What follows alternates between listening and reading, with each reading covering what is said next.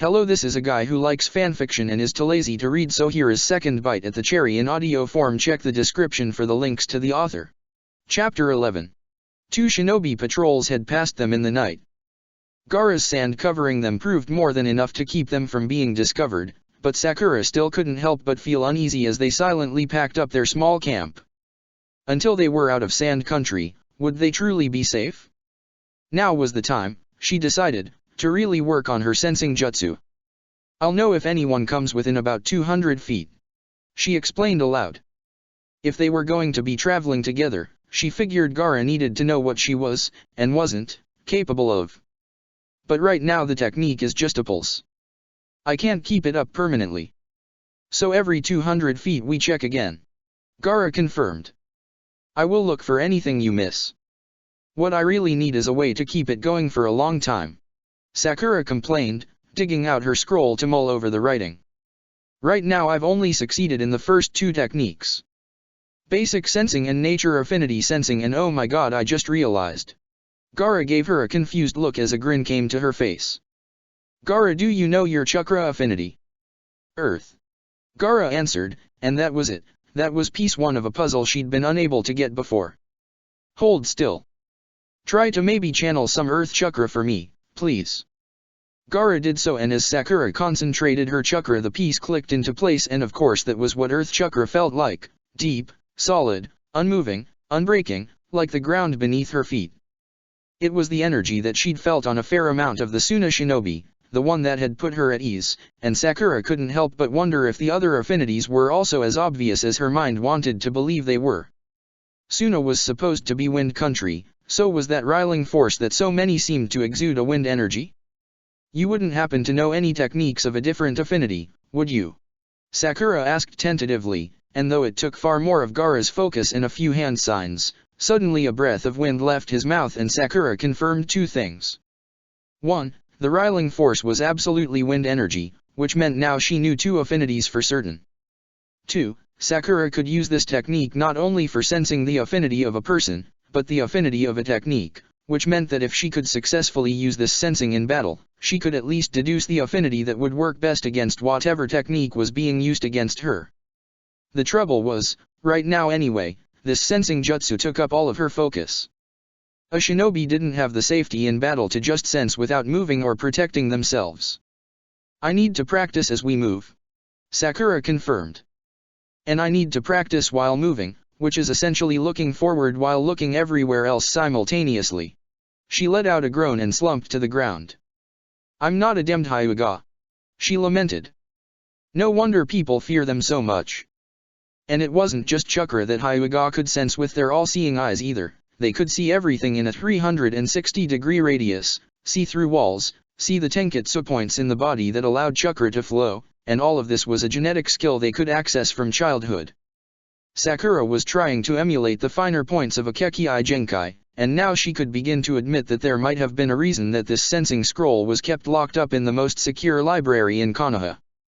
The other depressing fact was that this was only sensing. Just because she could sense a user and what they could do didn't mean she had the arsenal to counter them. Right now, all she could hope was that whatever she sensed, Gaara was enough to take them down, and while she was fairly certain Gaara was capable of holding his own against the majority of enemies they might come up against, that wasn't the point. She was supposed to be working to protect the Jinhyuriki, not the other way around. So, Sakura concluded, she needed to learn. She needed to learn new techniques and practice her own, and hope to whatever gods might be out there that they didn't find any Akatsuki members on the road until then. So you are an earth user, but you've learned some wind techniques. Sakura spoke again. Anything else? Gaara shook his head. Too good to be true to hope he had another affinity up his sleeve. Right. Well, that means if there's an earth or wind shinobi, I'll know, but I'll be guessing on the other three. Other than basic shinobi techniques like substitution, I only know one technique of use. She let out another groan. And that's the tunneling technique. Maybe I'm the one that should have been called dead last in school. The most deadly thing in my arsenal is just me getting lucky with a shuriken throw. Tunneling. Gaara confirmed, thinking aloud. An earth technique. Yep. So, you want to learn more earth techniques? What? I mean, you know them. Sakura didn't want to be surprised, but she'd kind of thought that Gaara's sand was his entire game. Because I can't do the sand thing, you know. I had to gain a fundamental understanding of Earth nature to fully know how to manipulate the sand around me. Gaara explained. I may do so differently than most, but my sand techniques mimic Earth techniques that other shinobi know. He lifted a hand, and Sakura watched as he began to demonstrate. His sand flowed out from the scroll on his back until a decent pile sat between them. With a flick of his hand, it shot upwards, solidifying into a wall. Then, with another hand movement, the wall separated into small pieces. The pieces shot forward like small projectiles, burying themselves into the sand wall that made up the cave. It was simple, but impressive. And of course, there was a problem. You're doing that without hand signs. Sakura lamented. Us non-Jinhyuriki usually need hand signs to make a jutsu work. The strong ones don't. Oh come on. Sakura hated that Gaara was right, hated it because now she had another goal to stack on her never-ending list of probably impossible goals she'd never reach. Kakashi still had to use hand signs for his jutsu. Sakura didn't know anyone short of Hokage level, other than Jinhyuriki of course, that had the control for such a feat. And without a teacher, she didn't even have a place to start, other than to just do it. One kick at a time. Gaara told her, and Sakura was really beginning to regret planting that thought in his mind. It didn't take long for a training schedule to make itself known. When the sun began to set, Gaara would wake her, and the two would begin Rock Lee's youthful training combos.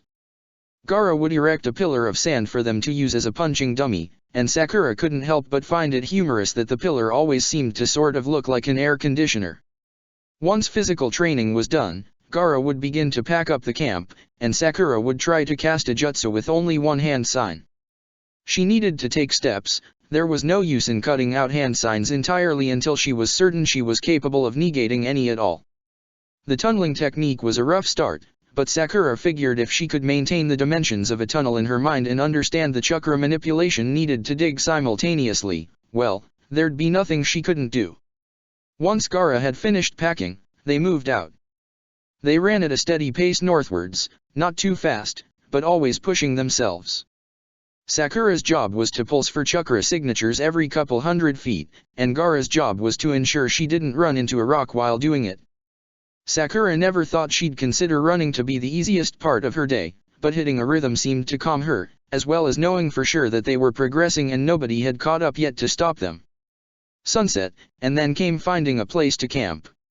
Sakura insisted on trying to dig camping holes into the desert sands herself, failing miserably at first until Gaara sat her down and began to explain the different layers of earth beneath her, how sand was light and typically did not pack well unless acted on by a stronger force, and that the dirt and clay beneath the sand required far more energy to move aside.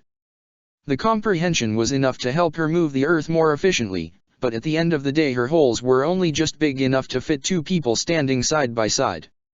After enough failures, Gaara would make a cozy sand nest for them, they would eat, and Sakura would continue with training jutsu without hand signs. She would never last long before chakra depletion and exhaustion overcame her, and more often than not would simply pass out where she sat, waking up the next morning covered by a warm blanket. It was on day 4 that Shukaku spoke again. Morning had come and the two had taken shelter beneath the sand once again, and thus began another of Sakura's fruitless efforts to create a tunnel with a single hand sign. Without a single sort of indication to any progress, Sakura didn't feel great about the training. No way of telling what she was doing wrong, no way to correct herself.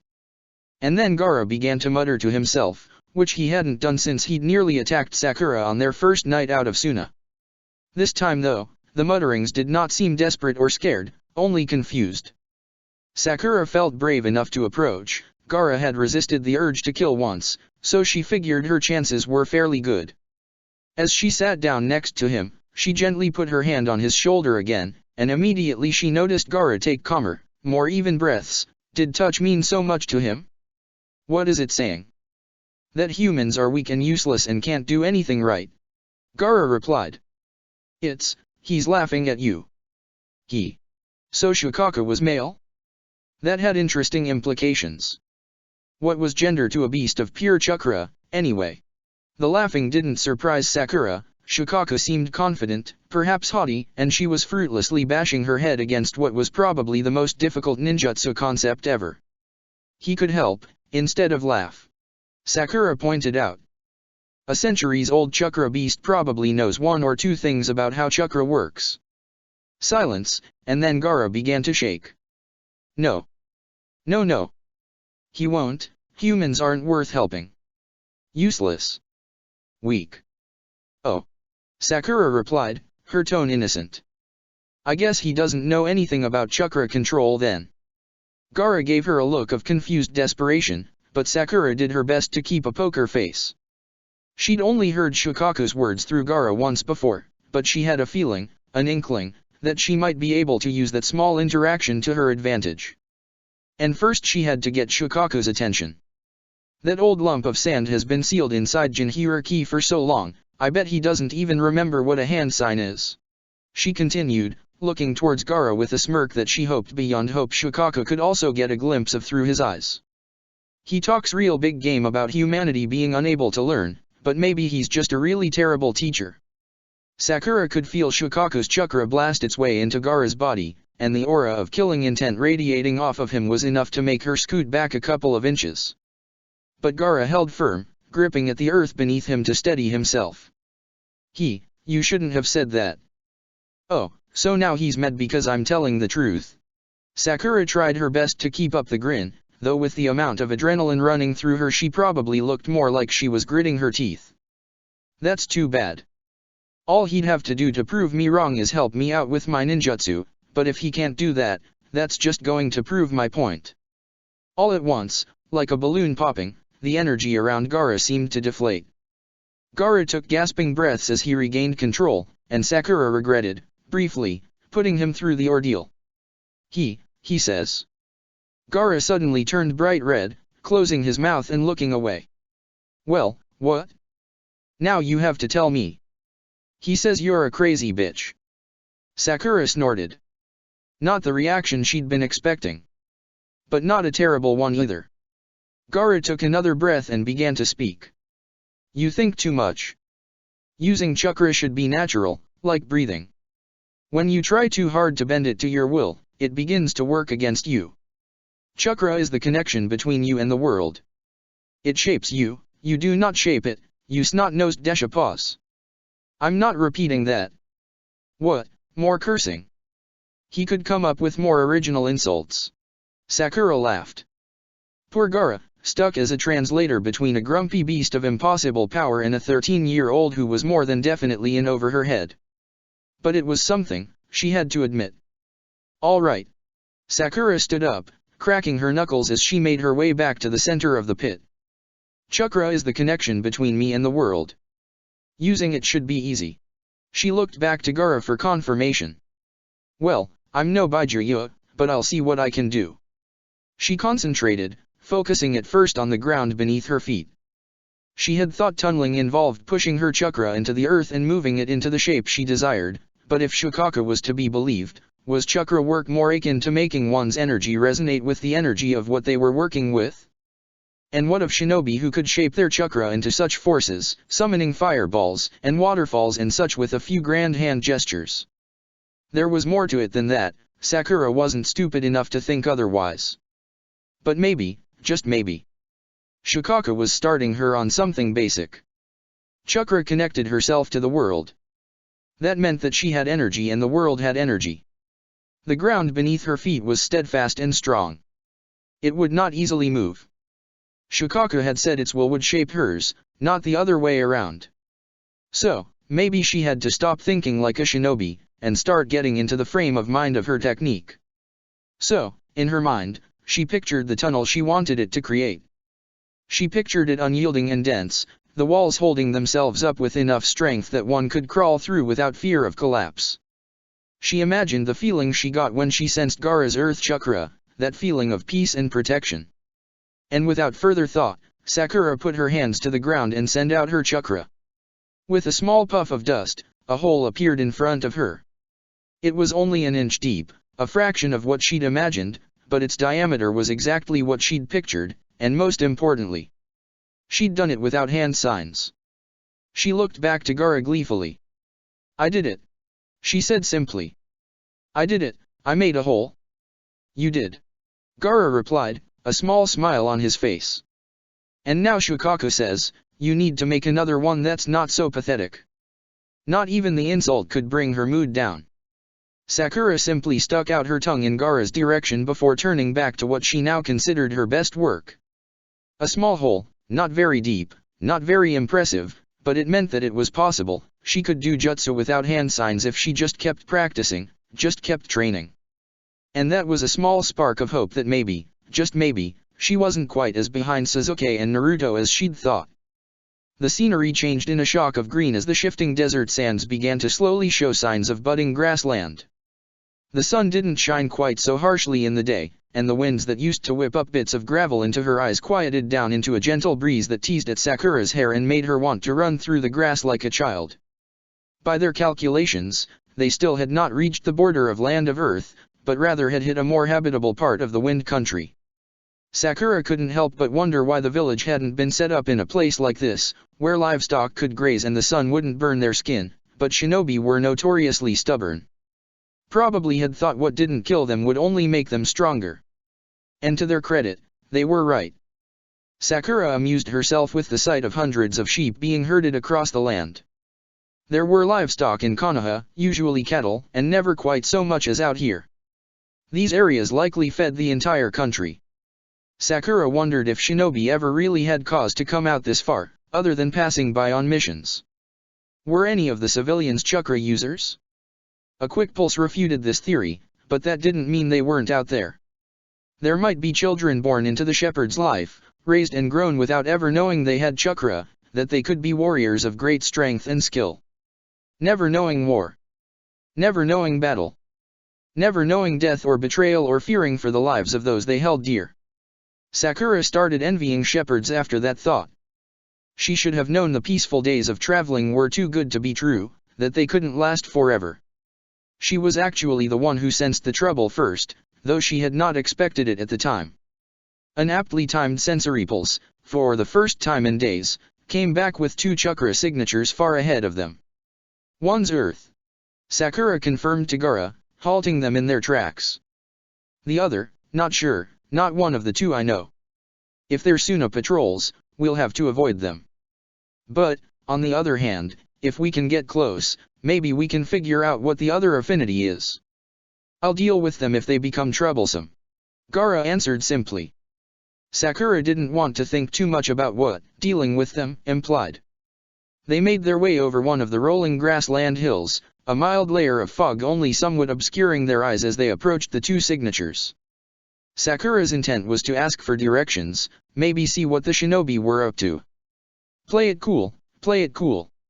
What Sakura wasn't expecting was to find 2 men wearing headbands that definitely did not have the Suna hourglass engraved upon the metal.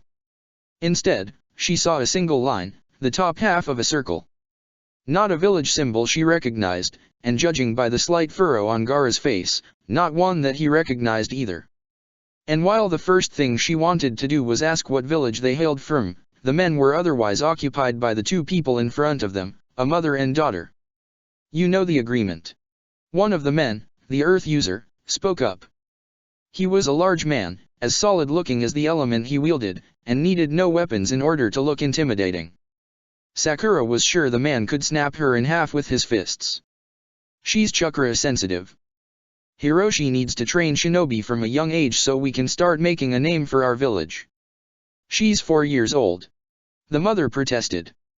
She's too young. I said, you know the agreement. The man reiterated. He reached out, grabbing the young girl by the arm and yanking her from her mother's grasp. She'll be well compensated for her work. Probably better fed than in this dump of a farm anyway. Sakura could logically argue that she had no right to stick her nose in the affairs of foreign shinobi. Sakura could logically argue that even with Gaara on her side, there was no real benefit to taking out this shinobi. Their leader would still demand child soldiers, the repercussions would fall on her and this child, and she wasn't trained well enough in battle to guarantee that she could stand much of a chance, or even do any good at all. Logically, backing off, and living to fight another day was the smart thing to do. Well, smart moves sure as hell hadn't gotten her here. Gaara, I need you to do something for me. Sakura spoke up, quiet. I need you to watch my back and make sure I don't die. You're going to fight them? Gaara asked. Hell yeah, I'm going to fight them. I have to learn how to hold my own somehow, and this is as good an excuse as any. Notwithstanding that they would be helping a little girl and her mother. That was worth brownie points to the universe, wasn't it? Sakura took a deep breath, steadying herself. She had 3 things at her disposal: sensing jutsu, tunneling technique, and the basic ninja tools and techniques she had learned at the academy. And she needed to take down 2 enemy shinobi of unknown strength level with just that knowledge. She brought her hands together, cracking her knuckles in preparation. This time, I start making good on my promise. Naruto, Sasuke, this is the first step to making sure I'm on your level. Another deep breath, and Sakura shouted as loud as she could. Hey Rock for brains, put that girl down. The man turned to look at her, and Sakura's last thought before the fight was that Shikaka was right. She was a crazy bitch. Chapter 12, 2 Worlds Away, Intermission Part 2. The hot springs quietly burbled away as Jiraiya allowed himself to settle into the depths of the warm waters. There was just something fantastic about a spring after a long week of traveling, something his apprentice likely wouldn't ever be able to appreciate until he was much older. Naruto had only come to the springs at Jiraiya's insistence. Currently the young shinobi was concentrating on a single leaf pressed between his palms. It wasn't a surprise to the sage that the boy possessed a wind affinity. His parents had both had a wind affinity under their belts, and the boy was so bouncy and full of energy that anything other than wind might have been a bona fide disaster. Still, at such a young age, mastering any affinity would be difficult. Though, Jiraiya had to remind himself, Naruto had mastered the Rasengan in 1 week, albeit in a way that one might have argued as cheating. But Jiraiya wasn't going to take that victory from the kid. The fact that he had managed it at all just proved to Jiraiya that his initial thoughts had been wrong. This kid had every bit as much potential as his father, even if his mind was much harder to focus. It made Jiraiya regret his absence in the boy's life prior. But Jiraiya regretted many things. It was, regardless, the here and now that mattered the most. If he dwelled on past mistakes, he would simply continue to make future ones. He had 2 years now to ensure that Naruto was prepared for the paths ahead of him.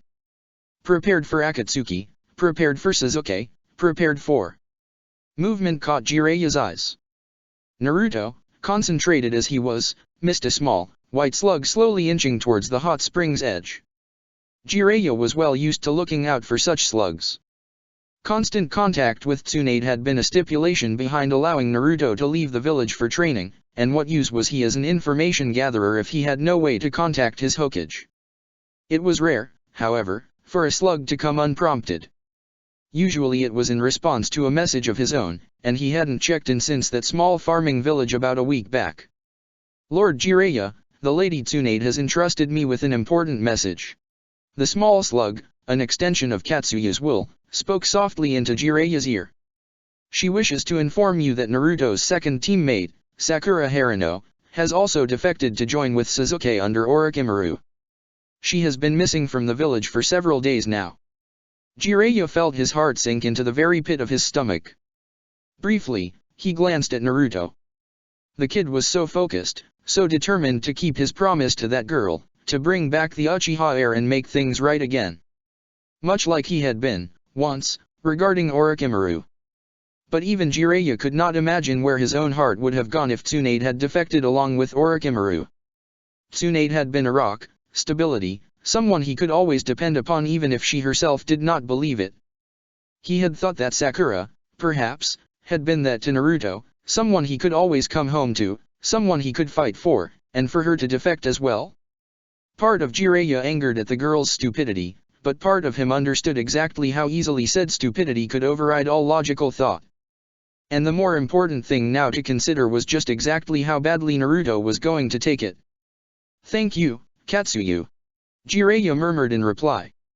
Please let Tsunade know that I'll break it gently. As the slug left, Jiraiya focused back on Naruto. How to break it, or rather, should he even break it now at all? He had the suspicion that if Naruto heard the news now, Nothing would stop him from heading into Sound Country himself to hunt his teammates down and knock some sense into the both of them. Hearing this news, no matter when, no matter under what circumstances, it was just going to break Naruto's heart. "Look, pervy sage, I made a cut. Look, look." Naruto suddenly began waving the leaf in Jiraiya's direction. A small cut, going about halfway down the leaf, was visible even through the steam of the springs. "It's halfway. I'll get it all the way through by tonight, you better believe it." Jiraiya forced himself to smile, to forget about the Sakura news for now. Naruto looked so happy with himself, he would be a monster to ruin his spirits now. "Good job, kid, if you stick to that we can start new training tomorrow." "Yes. New training." Naruto pumped his fist into the air before running off, no doubt to find another leaf to practice on. The sinking feeling still writhed in Jiraiya's stomach. Not today, but soon, he'd have to break the news. Soon he'd have to tell Naruto that he was the sole remnant of Team 7. Deep in the depths of the village hidden in the Sound, far within the twisting and turning tunnels of Orochimaru's hidden lairs, Sasuke Uchiha tested his sword upon several dozen thick stalks of bamboo. The blade had been a gift, a custom-made weapon capable of channeling his lightning energy and dealing devastating damage to an opponent's nervous if the blade hit true. Even without his chakra running it, the blade was stupendously sharp, and Sasuke couldn't help but smirk as he imagined it piercing Itachi's flesh. It was one of many such fantasies he steeped his mind in as he trained. Anything to distract him from what he'd left behind. Anything to distract him from Sakura. Anything to distract him from... He misstepped, missing his target by inches. "Naruto!" He cursed quietly. Always Naruto. Always one step behind. He still remembered the fearful aura that his teammate had generated at the waterfall that day. He still could feel the strength of Naruto's Rasengan, clashing against the fury of his Chidori.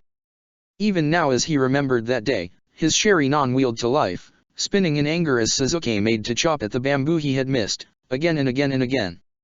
He stopped as he heard the door behind him slowly creak open. He turned in time to see Kabuto slinking in, almost as snake-like as his master, and perhaps just as bothersome. Kabuto seemed at least somewhat hesitant to disturb Sasuke's training, which was better than the typical arrogant attitude the shinobi postured with. "Sasuke," Kabuto began. "Lord Orochimaru has a mission he would like for you to perform." Sasuke let out a small sigh as he sheathed his sword. Technically, as he trained under Orochimaru, he should have been considered a missing nin. But as Orochimaru was the head of the village hidden in Sound, that meant that Sasuke was now technically a Sound Genin, and thus was subject to the same hierarchy as the one he'd left behind in Konoha. Missions were, to be expected. He needed to earn his keep, after all, and missions would help keep his techniques sharp. "What does he want?" Sasuke demanded. "Some assassination mission, perhaps, or the retrieval of an important scroll, something he could use against Itachi? Or maybe even a simple escort mission, but any sort of trip nowadays was dangerous, what with Iwagakure becoming dangerously aggressive to the north of them, and rumors of civil war brewing in Kirigakure to the east. Any chance to test his skills against another shinobi brought him a shiver of anticipation. "Well," Kabuto continued, now sounding even more hesitant than before. "Well, you see, the Sound Daimyo's cat has gone missing, and he needs someone to retrieve it." There was silence in the training room, broken only by a small whistle of air making its way into the cavern. As he processed this, Sasuke found he could only make one embittered sound. HN. Chapter 13. "Look at this pint-sized little brat, Asahi. Why, she's barely tall enough to reach my knee." Sakura resisted the urge to respond to the shinobi's taunts as the two men turned to face her. Perhaps it was strange, but she also had to resist the urge to quiver with fear. She had faced down Gaara before, so why did these shinobi scare her now? She had Gaara backing her up, no less, which meant that these shinobi would barely even be a threat if she called on the Jinchuriki to help her out. But maybe it was because she didn't want Gaara's help, she didn't want anyone's help taking down these bullies, because she'd relied on others for long enough. This was going to be her first true solo mission, and perhaps that was what really scared her. She had to treat this like a life-or-death mission. No redos, no Gaara to back her up, no room for failure. She had to get these shinobi away from that child and make sure they didn't have a reason to come back. Confidence. It was all about the confidence. Tsunade could frighten with just a single glare, so why couldn't she? You heard me. She retorted, straightening her back and attempting, maybe, to seem a little bit taller. I said, put her down, or I'll show you what a real shinobi is capable of. A real shinobi? The other man, Asahi, burst into laughter. Great. Intimidation, failure. What village raised a little punk like you, huh? Why don't you come down off your high horse and take a look at what you're dealing with? Yeah, we're hot-blooded shinobi of the plains. The first man gestured boldly, dropping the girl just so he could pump a fist against his chest. If you get on your knees and beg for forgiveness, maybe we'll let you live this once. Plains. Sakura briefly looked back to Gaara, who looked equally confused. There's no plains shinobi. She countered. Tsunagakuer controls this territory. Tsunagakuer doesn't even know what they have out here. Hiroshi claimed this land years ago, and the foolish Kaze Cage hasn't even realized it yet. Those dumb brats never leave that silly little hole of theirs, which just means us real shinobi get access to all the fine pickings. A new shinobi village, huh? If Suna didn't know about this already, they'd probably pay a fortune for such information alone. It was too bad she'd pretty much turned Suna against her by taking Gaara along, otherwise she'd have quite the bargaining chip. Alright. So you're plains. Sakura agreed. That still doesn't give you the right to bully children away from their mothers. Like I said before, leave her be or I'll take you on myself, no matter what kind of shinobi you think you are. Whine, whine, whine. Asahi rolled his eyes. I'm getting tired of listening to you talk. You had your chance to step down, so don't say we didn't warn you when we send you to the other side. The man cracked his knuckles, and Sakura knew instantly that he was preparing to fight. And more importantly, she needed to move quickly if she wanted to get any sort of upper hand at all. As the man moved to step forward, Sakura thrust her hands down towards the ground, focusing on the sensation of earth that she had been working on over the past week. She didn't need a full tunnel, just a hole would do. She had to predict the location at which the man's foot would fall, and the approximate size of his foot, and then just add depth. The ground beneath Asahi's foot sunk down about 2 inches. Not far, but just far enough that the man misstepped, tripping, and falling flat onto his face. Sakura grinned. So there was a use to her making potholes after all. Ow, son of a bitch. Walk much, Asahi? Come on, you look like shit on the ground there. The other man laughed boisterously at his fallen comrade. Gonna let a little girl show you up? Fuck no. The man leapt to his feet, then went through a series of hand signs. Sakura managed to pick up only the final one, tiger, before rocks began to pull themselves up from the ground and mold themselves around Asahi's hands, eventually forming what looked to be large rock gauntlets. She needed to learn that move, Sakura decided. That move was cool, and she had about 5 seconds before that move would be trying to bash her head in. She needed a way to knock this guy out, and she doubted making small holes would continue to do the trick. Asahi moved, almost too fast for her eyes to register, and there was a clash of sand and rock as a wall appeared in front of her. Sakura let herself take a breath. Gaara had just saved her life. But that had been a failure, damn it all. She didn't have time to think in combat. She needed to move now. Gaara's sand had seemed to rise up from the earth, like a mud wall technique. Sakura didn't know the mud wall, but she did know something about the tunneling technique. Upon refilling the hole the technique created, earth rapidly filled in from one end to the other, with enough force to push out anything that had been left in the hole. If she could harness that force, use it to her advantage. Sakura had an idea.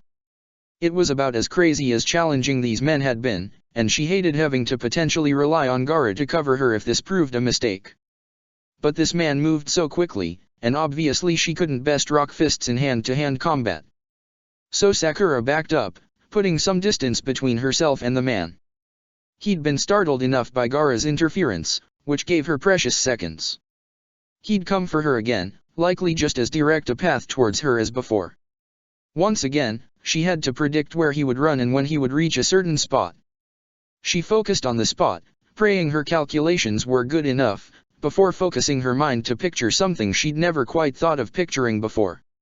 She pictured an imaginary tunnel forming upwards from the spot she'd chosen. It wasn't very thick, wasn't very wide, but it was taller than the man's height, a good 7 feet.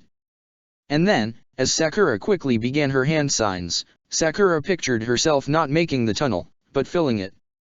She felt her chakra rush from her towards the ground, and her eyes widen as she saw the earth at that very spot begin to swell and shoot upward, stopping about 4 feet short of her 7-foot goal, but the 3-foot pillar was, unfortunately for Asahi, about the same height as his nether region. Asahi's dash forward put him right in the path of the pillar, and Sakura winced as the man crashed into it, folding in half with a cry of agony. Alright, so her reverse tunneling technique wasn't exactly how she'd pictured it, but, well, she couldn't deny the results. Score 1 point for Sakura. For fuck's sake, Asahi. The other man rolled his eyes as he watched his companion writhe on the ground. She's like 10 years old. I don't care how old she is, Tuma, kick her ass. Asahi replied with a pained growl. Sakura braced herself, ready to dodge as she faced down the second man. Asahi would be down for a while, she hoped. Groin shots were notoriously painful. That meant she could keep her focus on the new guy. Tuma put together 4 quick hand signals and Sakura saw his mouth seem to fill, his cheeks expanding. In quick succession, the man began to fire bullets of water directly at her. First thought, so that was probably a water chakra she'd sensed on the man earlier, and though she didn't want to waste her chakra confirming this on the bullets being shot her way, she could probably reasonably assume that the nature was water, which meant that now she only had lightning and fire left that she had to learn to distinguish. Second thought, these were a pain to dodge. Admittedly, all of the running and training she'd done in the past weeks had been enough to quicken her stride somewhat. She ran in a large circle around Tuma to dodge, keeping just at the edge of the man's aim. So far, Gaara's sand hadn't come up to defend her, which meant she was dodging this all on her own, which was a step further in becoming stronger. But she couldn't dodge forever. She had to think. This Tuma had seen her use her reverse tunneling and was now trying to keep her on her toes. She needed to stop and touch the ground in order to use that jutsu, and the instant she did, the water bullets would be on her. Plus, the surrounding terrain was just hills and plains, nowhere for her to hide behind for any sort of cover. That was what she needed, she realized, cover, and since she didn't know the mud wall technique or anything similar, she was a sitting duck the instant she tried to slow down. There was no way for her to spontaneously learn a cover jutsu in the heat of battle, and Sakura came to the unfortunate conclusion that in any other case, she'd be out of luck. She could hope to move to the offensive, hope to be good enough to dodge the water bullets long enough to get in close with a kunai, and then she didn't know what other abilities the shinobi might have for close-range combat. And she would have to do this all quickly, before the first shinobi recovered from the groin shot. Sakura just couldn't do that on her own. She wasn't good enough yet. And maybe, at this point in time, there was no harm in admitting that to herself. After all, she wasn't alone, like she'd expected to be. She had Gaara. And that meant, by the luck of it all, that she would have cover if she asked. Konoha shinobi were prided for their teamwork, right? There was no harm in relying on someone else to cover your back where you were weak. And this would only be until Sakura was strong enough to handle such situations on her own. Sakura made her way to Gaara's side, taking a deep breath of relief as his sand shot up automatically to protect them. Sorry. She wheezed. I'm just not good enough to dodge those forever. You're apologizing? Gaara asked. It's not as though you didn't ask for me to watch your back. That's fair. Sakura acknowledged. But I had hoped I'd be able to take these guys on my own. You got one of them. Gaara nodded in the direction of the first shinobi, still on the ground. In the distance, the second was still firing water bullets in a constant stream, no doubt attempting to test the limits of Gaara's defense. Sakura was once again baffled by the sheer strength of Gaara's sand barriers. She'd seen Sasuke's Chidori best at once, but other than that, was anything capable? Sakura's first thought was that she needed a defense that good. But then again, she already had something that good. Sasuke and Naruto had both left her behind, her old teammates, but Gaara. Gaara had chosen to follow her. Gaara was her teammate now. and teammates worked together. She'd tested her strength. She'd done fairly well for a first battle. But now it was time to see what the two of them together could do. "Gaara, let's take this clown down." Sakura spoke with resolve, turning her focus back to the water shinobi. He'd stopped the bullets, for now, and was rapidly performing hand signs, no doubt for a far stronger jutsu. He'd be distracted, if only for a moment, not thinking about the area around him so long as he thought Sakura was hiding behind Gaara's sand. And that was a good situation for her to be in. "I want you to put up your strongest barrier for him. And whatever you do, don't let him see what I'm about to do." Gaara seemed curious, but did as she said. He raised a hand, and a thick wall of sand erupted from the ground in front of them. And damn it all, it was obstructing her view too, but she didn't need to see the shinobi. He was building up so much chakra for that water attack that Sakura was certain she could just sense him. A couple of hand signs later and her senses pulsed out. Chakra, water chakra, was building, and whatever this attack was would be huge. Earth was strong against water, however, and Sakura trusted Gaara's sand would hold. She just had to move quickly while she had an opening. But what could she do? 3 things at her disposal: sensing, tunneling, and shinobi tools. A smirk grew across Sakura's face. With some more signs, she thrust her hands to the ground and created a tunnel, making the exit appear mere inches behind the water shinobi. The next step relied on 2 assumptions. 1. Whenever she filled a tunnel, earth poured in from her position, quickly filling the tunnel from one end to the other, not filling the tunnel all at once. The first half of the jutsu dug the tunnel, the second half refilled, both following similar motions. 2. If there was anything in the tunnel when she filled it, logic dictated that the rapidly filling earth would push anything inside out through the exit hole. And considering the rate at which the tunnel filled, Sakura could assume said object would be pushed out with a decent amount of force. So Sakura turned to Gaara for help with her next step. "I need a small ball of sand, quick." Now perhaps even more confused, Gaara obliged, holding out a packed ball for Sakura to grab. Sakura took it and reached inside her own pouch for a small slip of paper before putting it onto the ball. A timed paper bomb. She activated the bomb before tossing it into the tunnel she had just created. Then, in a quick motion, Sakura filled her tunnel. There was 1 second of heart-wrenching silence. Then, several things happened at once. The first was that the water shinobi's jutsu hit Gaara's wall with incredible force.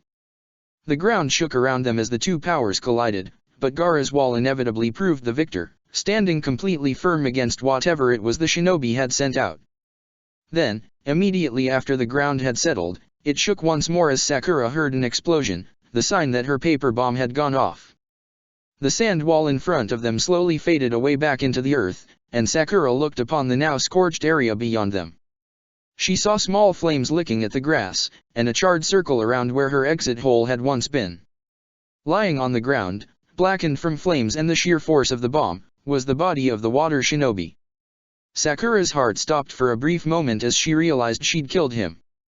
And it was her first kill, the first time any of her skills had been enough to match another, let alone best them. She wasn't even sure that Naruto or Sasuke had a kill count yet, and suddenly here she was with that tally mark up to 1. The other shinobi looked on with horror at the scorched area next to him, and though he still looked pained from his injury, he began to crawl away. Without even thinking, Sakura spoke to Gaara. "Stop him from leaving." And Gaara did, his sand reaching out to entwine around the shinobi's legs and hold him in place. To his credit, he did not use much more force than that. How funny, Sakura thought, that the famed killer showed such restraint now, and she, no doubt considered the weakest of Team 7, had just killed with more ease than she'd thought possible. A single paper bomb. Sakura. Sakura forced herself back into reality. Gaara seemed, was he worried? Seeing that look on his face was perhaps one of the worst things she'd ever seen. Only when Shikaka reared his power did calm, collected Gaara ever show much emotion, but now she could see the worry lines on his face. No, she couldn't fall apart in front of him. She couldn't fall apart here. There was still an enemy, and she had one thing left to do. She walked to the Earth Shinobi's side, kneeling down so that she could look him in the eyes.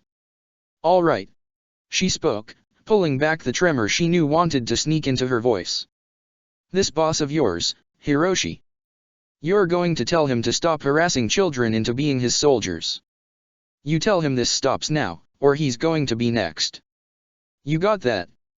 Why yeah, I got it. The shinobi insisted. He was afraid of her, Sakura realized. Please, just don't kill me. No, she wasn't a killer, she told herself, only she was now, and there was no point in causing more death today. She gestured to Gaara, who pulled back his sand without another word. The shinobi didn't need prompting. He pulled himself to his feet and began a sort of crippled run, looking back only twice before being convinced that Sakura would not pursue him further. The young girl, Hatsuko, was enamored of the lovely lady that had saved her from the bad shinobi. Her mother, Kozu, was, perhaps rightly so, a bit more wary of the woman who'd taken out an enemy so quickly, but was also more gracious than fearful, insisting that Sakura and Gaara both come stay at her home for their trouble, and have dinner with them, naturally. Sakura couldn't help but think the arrangement was for further benefit to the small family. If anyone else tried to come and take Hatsuko, Sakura would of course be obligated to protect her again. But Sakura wasn't going to be stupid enough to turn down warm food and a roof over her head, not after so long camping in the desert. Hiroshi is a bully, of course. I'm sure someone like you has seen it a million times before. Kozu explained as she fussed over a small stew pot. Her house was on a quaint farmland. It was not always so, but at the moment it was just her and her daughter.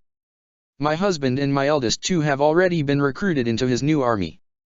At some point he hopes to challenge Suna for rights to the land and rights to call this place a new shinobi village. With the current Kaze Cage dead, there won't be much to stand in his way. Sakura deduced, looking over to Gaara with a frown. Gaara was the Kazekige's son, and no doubt he knew better than anyone how ill-equipped the recovering Tsunagakure was to deal with such a menace. Their quick war with Konoha had thinned their ranks and left them without a leader. Now, with Gaara gone as well, Suna had little hope of putting up an adequate fight against a growing shinobi army. I do appreciate what you've done, but it's only a matter of time before they come for Hatsuko again. And you will not be able to stand against them all. Kozu continued. I'll provide for you, for your kindness, but if you wish to live, you'll leave first thing tomorrow. It was sound advice. Sakura was still trembling over the fact that she'd managed to kill a shinobi at all. How could she possibly hope to fare against an army? Even if she'd wanted to stay and help these people, even if a part of her wanted to go against Hiroshi, she and Gaara were only two. That wasn't nearly enough, and she definitely wasn't strong enough. She was just passing by. When night finally fell, Gaara wasn't the only one with insomnia. Every time Sakura closed her eyes, she saw the charred body, over and over again.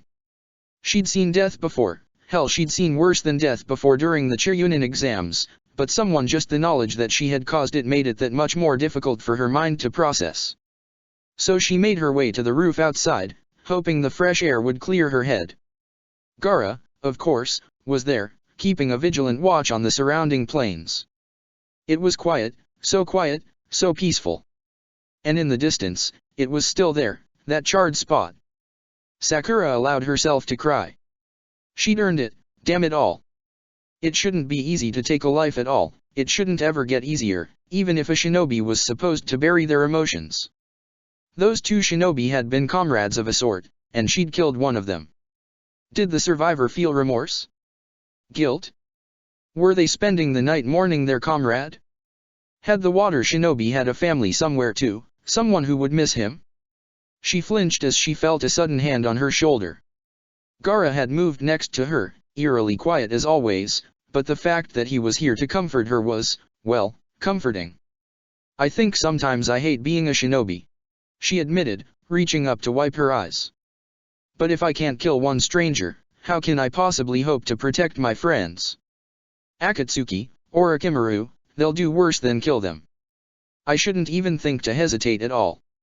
That's how I used to think. Gaara replied. Then Naruto knocked some sense into me. Sakura blinked as she looked over to Gaara. Was he making a joke? She couldn't help it. She burst into laughter, ripples of it making their way through her body as she collapsed into a giggling heap. "Knocked it into you all right," she wheezed. "Gaara, holy shit." Gaara just smiled. And damn it all, he was right once again.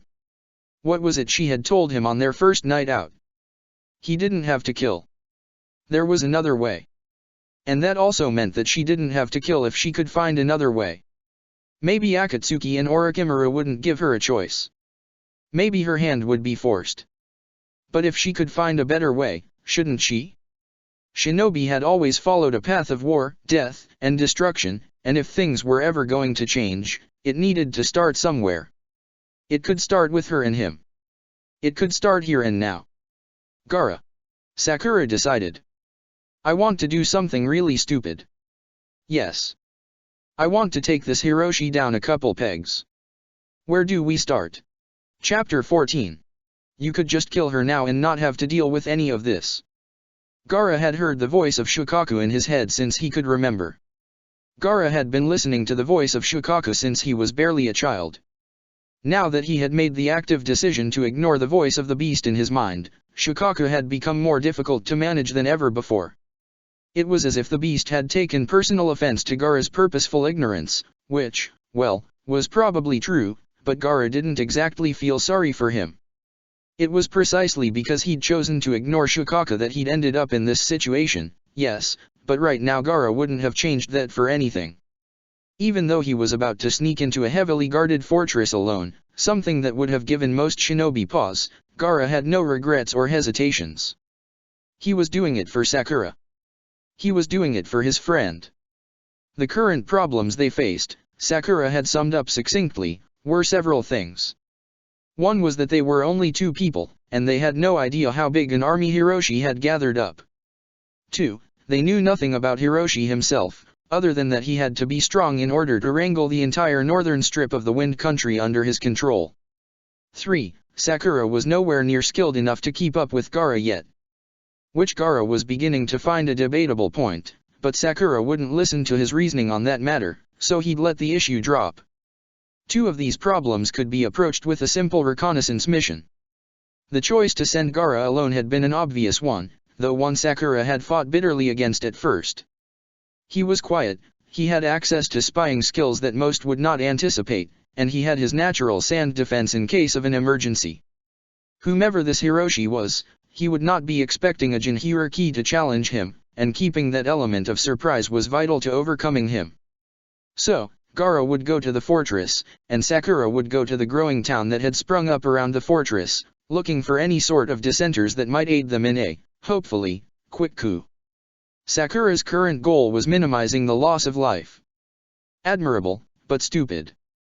The easiest way to solve this would be to kill the entire fortress army outright. If you are not going to kill the girl, at least kill them. Gaara feared they wouldn't have a choice in the matter unless Sakura could get enough people to their cause. They were 2 genin shinobi who were attempting to start a revolution. The odds were slim at best. As Sakura had put it, it was a really stupid idea, with far too many things capable of going wrong. But the weird thing was, Gaara was starting to like these stupid ideas of hers. He hadn't felt this alive since. Well. Regardless, doing this sort of thing on a whim was kind of fun. No iron-willed Kazekage to send him on mission after mission, no distrusting siblings to rein him in. He could just do what he wanted, when he wanted. And now that you can, of course you start to develop a conscience. Maybe that was why Shukaku was angry. Gaara finally had a taste of freedom and he wasn't killing everything that moved. But Gaara doubted he would have even come along with Sakura if not for his new conscience anyhow, so it was a moot point. You think too much. When the hell are you going to break inside this damn fortress, Gaara? When the night had fallen and the moon had risen into the sky, Gaara thought in turn. Espionage didn't work best in daylight, and he had plenty of time before Sakura's assigned rendezvous. Plus, hearing Shukaku so annoyed at his lack of action was beginning to get somewhat amusing. Fuck you, brat. Gaara smiled. It was getting easier to smile, he realized. Sakura smiled so often it was beginning to feel contagious. For her, smiling seemed as natural as breathing. Gaara still had to focus to get the motion to work out just right, but Sakura always seemed to smile just a little bit bigger whenever he did, so he must have been doing something correctly. Ah shit, now you're getting sappy on me. If I ever see that Naruto kid again, I'm gonna kill him for making me listen to this. Naruto. Sakura had mentioned the boy was out traveling with his mentor. If Gaara had any goal for this trip, it was to see him again, to show Naruto how much he'd changed. To show Naruto his new smile. Gaara ignored the retching sounds Shukaku had started making at those thoughts and settled into his newly acquired seat. The top of the fortress was made up of flat roofs and towers, which were easy enough for guards to keep watch over. Gaara had simply taken one of the towers for himself. The guard had just come in for his shift when Gaara moved to knock him unconscious. He hadn't exactly been delicate. Gaara was fairly certain he hadn't cracked the man's skull, but if he had, well, he just wouldn't mention it to Sakura. He'd pulled on some of the guard's armor, in case anyone glanced his way, and had settled into keeping a watch on the area around him. Keeping watch was easy. Since he'd never been able to sleep, that was usually what he'd spent his nights doing anyway. Gaara had mastered a form of awake meditation of sorts, allowing his mind to go blank while letting his senses naturally pick up on anything that might be considered a threat. The closest he'd ever gotten to true sleep. It was as quiet as a fortress could get. He heard occasional voices and shouts, but nothing out of the ordinary. As far as he could tell, Hiroshi had not yet returned to the fortress, which was even more reason to wait until nightfall. He needed to observe Hiroshi himself, not just the fortress and its defenses. Gaara took a deep breath and allowed his mind to go blank. The silence went on and on, the movement below not aberrant enough to draw his eye, until all at once Shukaku spoke again. "You're serious about this, aren't you, brat? Friendship with that girl?" Of course he was, Gaara allowed himself to think. Sakura had said it herself. They were friends. Nothing more to it. There's everything more to it. She could be manipulating you into helping her. She clearly needs the protection, and who better than us? She wouldn't last a day out here on her own, but with you. Gaara grew angry before he could process the emotion. Shukaku was just goading him, yes, but Gaara had long grown tired of the beast's cynicism. He opened his eyes, about to think very loudly just what he thought of Shukaku's comments. But he wasn't at the fortress. The area around him was dark and fogged. Black sand packed the ground beneath his feet, and there was a distant sound of wind and bells. Gaara looked around, somewhat panicked now. Had he been moved somewhere by some jutsu? Impossible, he thought, there was no way anyone could have overtaken him so easily, especially not with his protective sands around. But this wasn't the tower, he had to admit that, which meant something had happened. "Behind you, brat." Gaara spun around, and for the first time in his life fully took in the sight of Shukaku. The beast was giant, far larger than any building he had seen in his life. He could make out a smaller head atop a body that was best described as rotund, composed of thick sand that seemed to shift and move with a mind of its own, regardless of the beast's actual movements. Behind the body, Gaara saw a single, massive tail, the indicative part that named Shukaku as the Ichibai, the one-tailed beast. And it was chained up, Gaara noted. To his relief. Restrained by loose black chains that seemed to stretch into the foggy void around them. "If not for these, I'd have broken free long ago," Shukaku explained, its voice deep, echoing against Gaara's body. "But it is still a weak seal. Your predecessors were certainly no Uzumaki." "Uzumaki, wasn't that Naruto's last name?" "What do you mean by that?" Gaara demanded. "What do the Uzumaki have to do with you?" "Nothing, fortunately for me. If they'd sealed me up, I wouldn't ever have a chance at freedom. But with these pathetic chains, soon enough." Shukaku's face twisted into what looked like a grin, and Gaara found himself very afraid. Was this what others saw when they looked at him? Was this what he unleashed when he allowed Shukaku's influence to run rampant? Suddenly his childhood made a bit more sense. But Gaara steeled himself, as he remembered something Sakura had asked him during their time at Suna. Could he communicate with the beast? He'd been able to before, but never like this, not face to face. Something had changed. Something about his meditation today had given him some sort of telepathy, and as terrified as he felt, wouldn't it be a waste not to use this opportunity? So Gaara sat down, cross-legged in front of the beast, and decided it was time to have a talk. He'd felt safe enough in that guard tower, and if anyone did approach him, his sands would keep him safe. Why were you sealed away to begin with? Have you always hated humans? Humans? Always.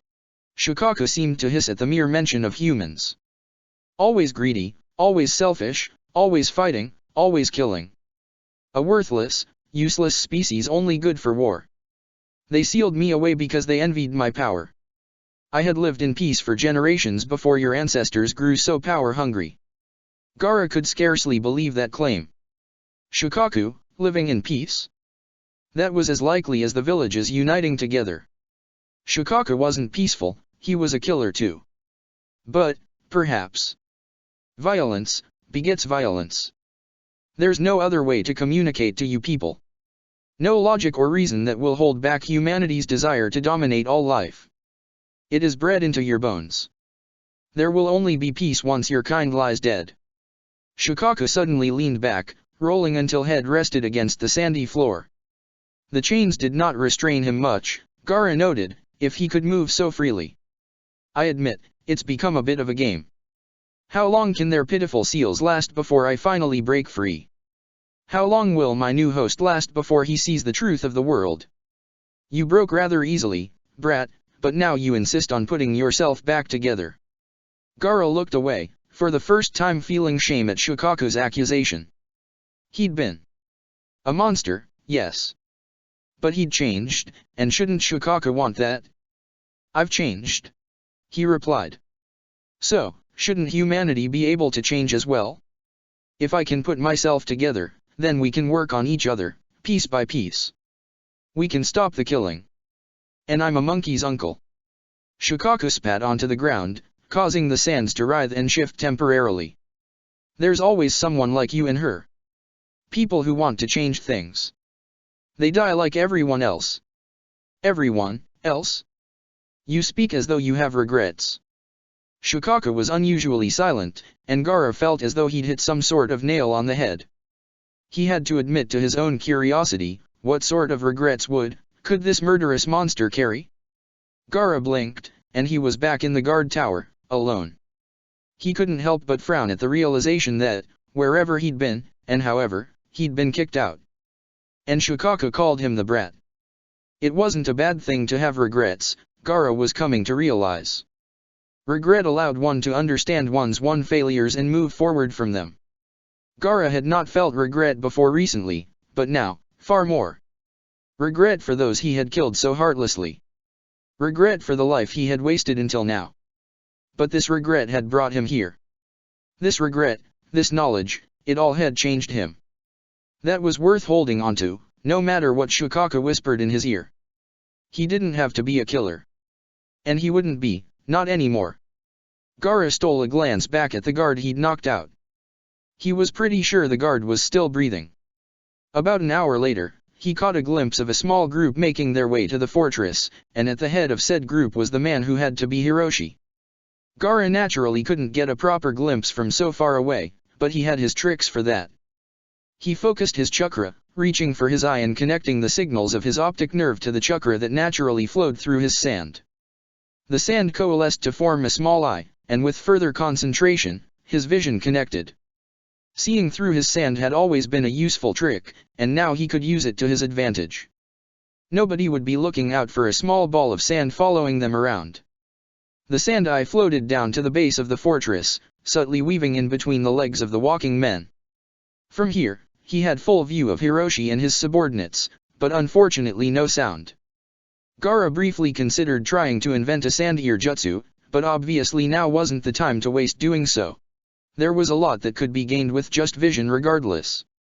As his eye followed Hiroshi into the fortress, he was getting a prime view of not only what the fortress looked like from within, but how well guarded it was, and the rooms where Hiroshi spent the most time in. Gaara heard a small groan from behind him. With his unconnected eye, he squinted behind him. Ah, the guard was alive after all. And now he had to knock him out again.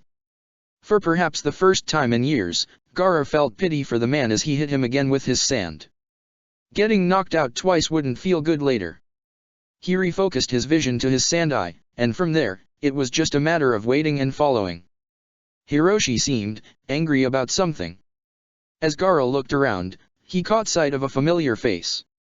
That was the shinobi Sakura had fought earlier, the one that she'd let live. The man looked terrified as Hiroshi berated him, no doubt over the loss of the other shinobi Sakura had faced. Bored, Gaara allowed himself to start taking in the faces of the other men and women in the room, as well as what weapons they were carrying. Standard gear, by the look of things, nothing too strange, which meant likely nothing he and Sakura couldn't handle. Plus, if Sakura managed to turn some of the shinobi to their side, even easy. Gaara froze as his eye landed on Hiroshi yet again. The man had turned his anger onto the surviving shinobi, and in his rage was demonstrating a jutsu that gave Gaara pause. The man was lifting a kunai into the air without lifting a finger. Was he doing so with his chakra alone? Even considering that made Gaara hesitate. Kankuro lifted puppets with chakra strings, but those were still somewhat visible if you knew where to look.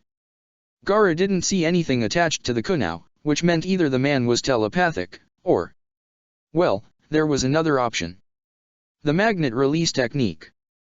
But that technique had been unique to very few members of Tsunagakure, his father being one of them. Magnet release was a Kekkei Genkai, something you had to be born with the ability to use. But Gaara didn't know of any other technique that could simply cause metal weapons to lift themselves in such a deliberate manner, especially not a technique that could. Hiroshi's kunai suddenly flew forward, embedding itself into the forehead of the quivering shinobi. Gaara didn't so much as flinch. Death, he was used to, though he felt pity once again for the shinobi who'd gotten put into such a situation simply because Sakura's conscience had gotten in his way.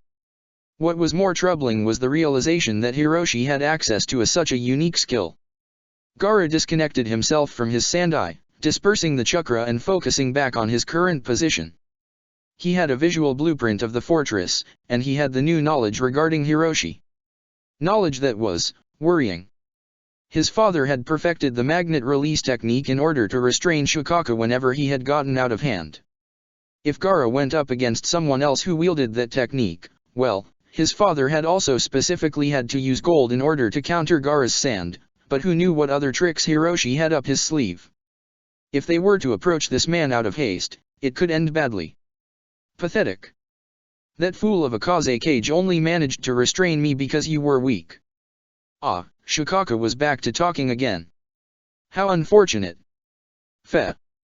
If you let me loose, that ant of a man wouldn't be any trouble for you and your precious Sakura.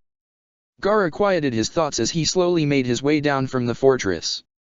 Speaking of Sakura, he needed to report.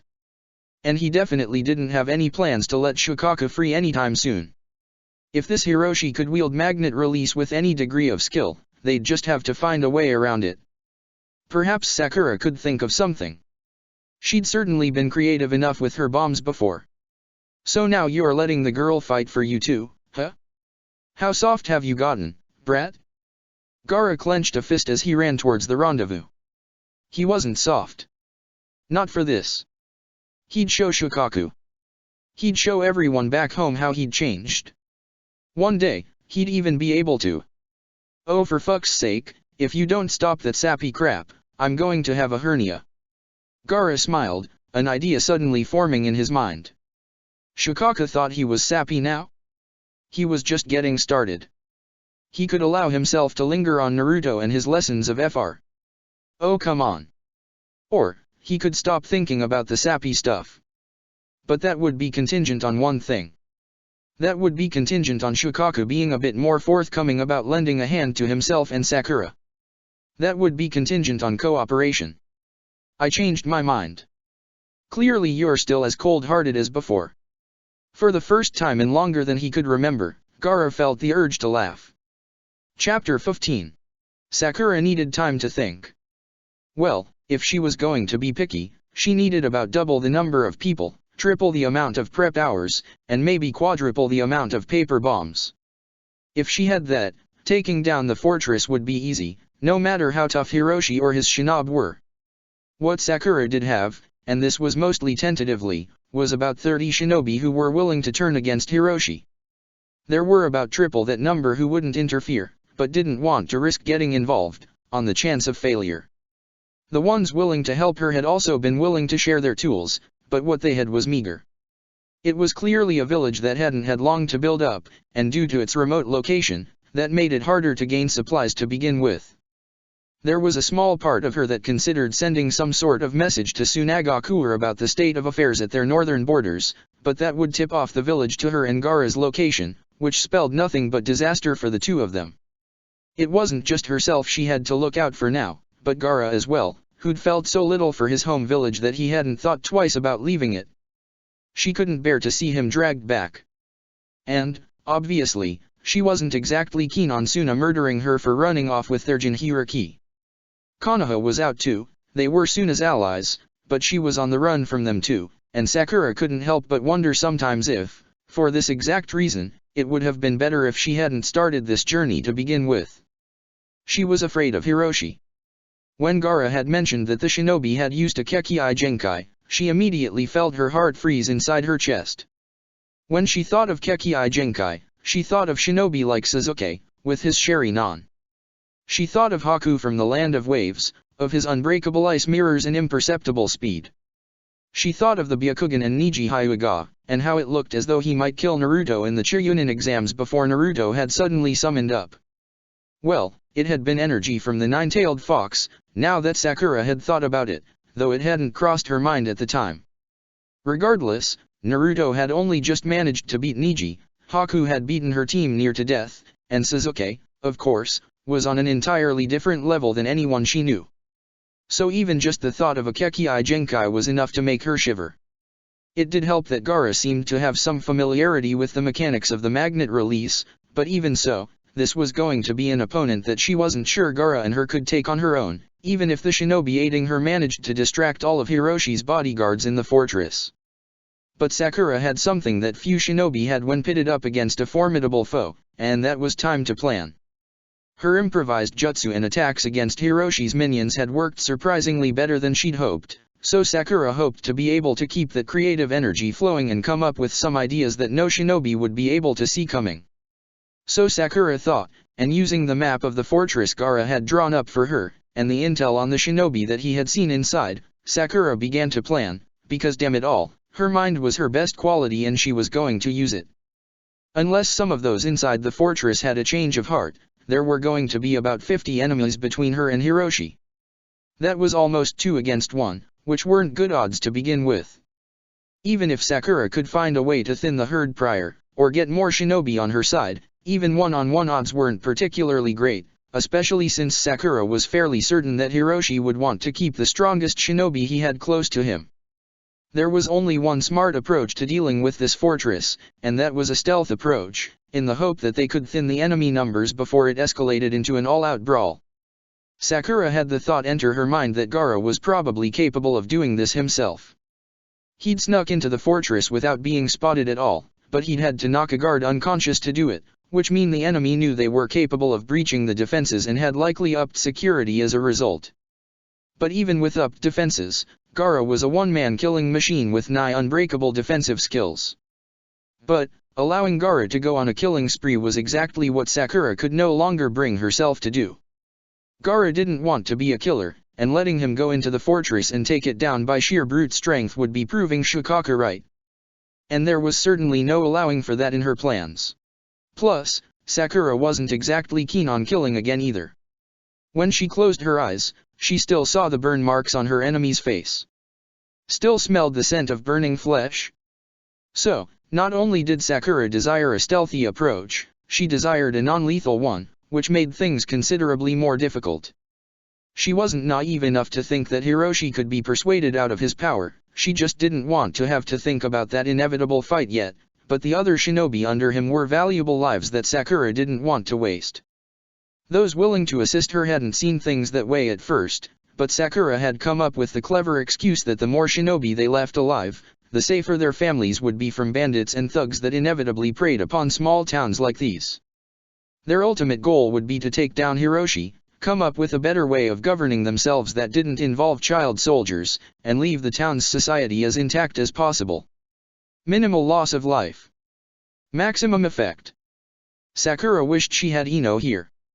Her old friend's family owned a flower shop, which served a double purpose. Most of Konoha's poisons and healing herbs were grown by the Yamanaka family, and Ino had known better than anyone how to make smokes that would leave a person unconscious.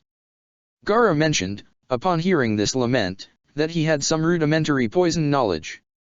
Something many Suna shinobi had specialized in. By the sound of things, however, most of what Gaara knew of was lethal, which wouldn't do. That left Sakura with two options. 1. Hope that her small army of shinobi were skilled enough to stealthily take down 50 men without killing them. 2. Come up with a jutsu that was capable of imprisoning an enemy long enough for her crew to get to Hiroshi. Of course, she had to keep enough of a reserve to challenge Hiroshi when she got to him, so logically her plan would have to rely on an even mix of both options.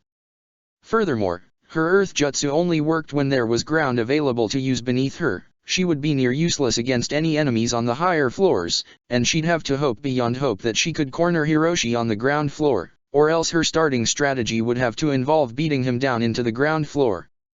It was about an hour into her thinking when Sakura came up with what she would essentially call a dick move. Gaara had mentioned in his telling of the fortress layout that there was some sort of mess hall in which most of the shinobi took their meals. Hiroshi, of course, wouldn't sink low enough to eat with his underlings, which meant that he likely took meals in his personal chambers. If her army waited until, say, dinner time to begin, they could ensure that the majority of Hiroshi's army were in one place. The mess hall was on the ground floor.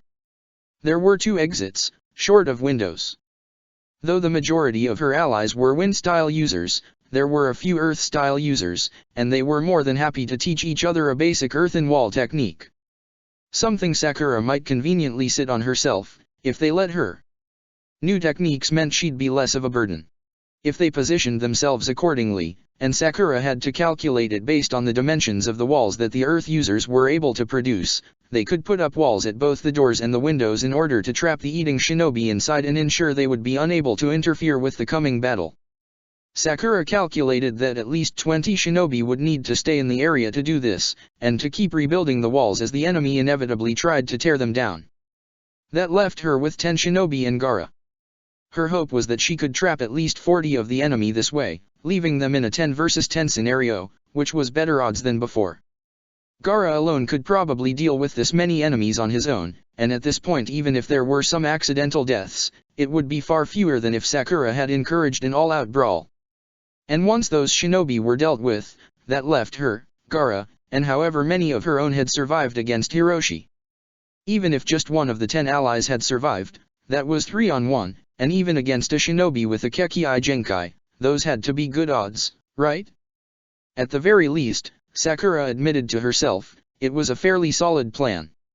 From there, get Hiroshi to the ground if he wasn't, and then take him out.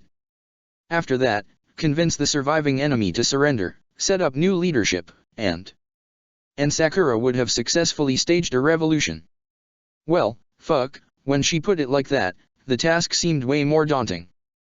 Gaara seemed apathetic to the realization, which was both typical and comforting. Nothing seemed to faze the boy, and Sakura was beginning to realize that she could not only rely on that, but liked being able to rely on that. He was much like Sasuke when it came to facing down an enemy. He wasn't scared, simply strong. And if Gaara was willing to stand at her side, well, maybe Sakura could try her hand at starting a revolution. If she could do this, she told herself, just maybe she'd have a chance against someone from Akatsuki. It took about a week to prepare, given that a couple dozen shinobi had to learn a new technique that was very much not in their element, but their small group found a surprising source of help from none other than Shukaku. Gaara, it seemed, had bullied the beast into providing information. Sakura would have loved to have heard that conversation firsthand. Though the beast was bratty about it, he did have centuries of knowledge on earth techniques, and with Gaara as his spokesperson, gave tips to Sakura about how to better pull the earth into the wall she desired. Earth was a dense element, he explained, and the seemingly impossible task of a shinobi was to first make it soft enough to mold, and then make it hard enough to withstand damage. It required chakra control and a strong enough mind to picture exactly what needed to happen. Something Sakura realized she was pretty darn good at. She in turn passed on the tips to her allies, and as the week reached its end, she was confident that they could at least keep the enemy at bay for a while, even if it wasn't forever. Long enough, she hoped, to get Hiroshi into a corner at least. They scheduled a date for the attack, and Sakura spent her last day of preparation stocking up on paper bombs and sharpening her tools.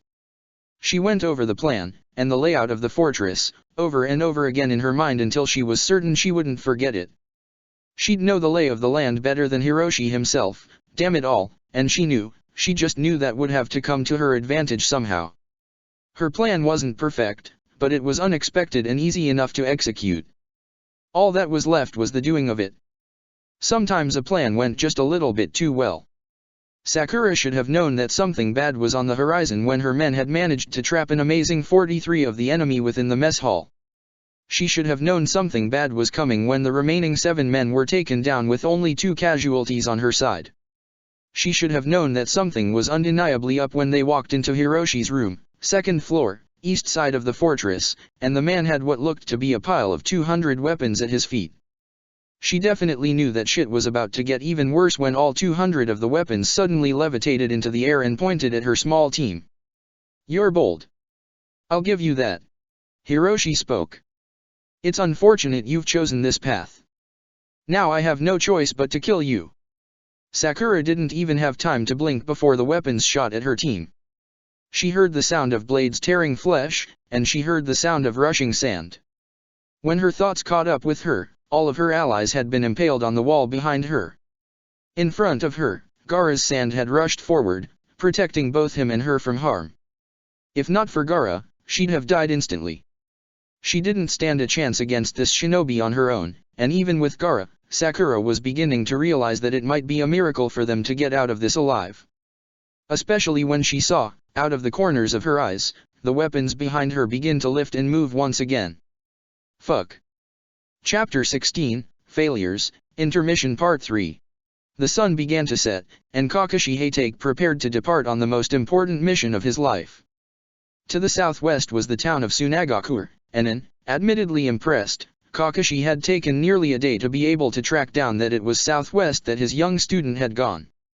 But it had taken even longer to prepare himself for this journey, and the more he lingered on the previous events of the day, the more worry began to settle inside him. His memories lingered on the hardened face of the Princess Tsunade, his Hokage and commander, troubled by more than just his wayward students as he'd made his way into her office. Though usually she was bogged down by paperwork, she had instead taken to staring out her window to gaze over the village, turning only when Kakashi had closed the door behind him. "Lady Tsunade, I'm afraid my student has deceived us," he began.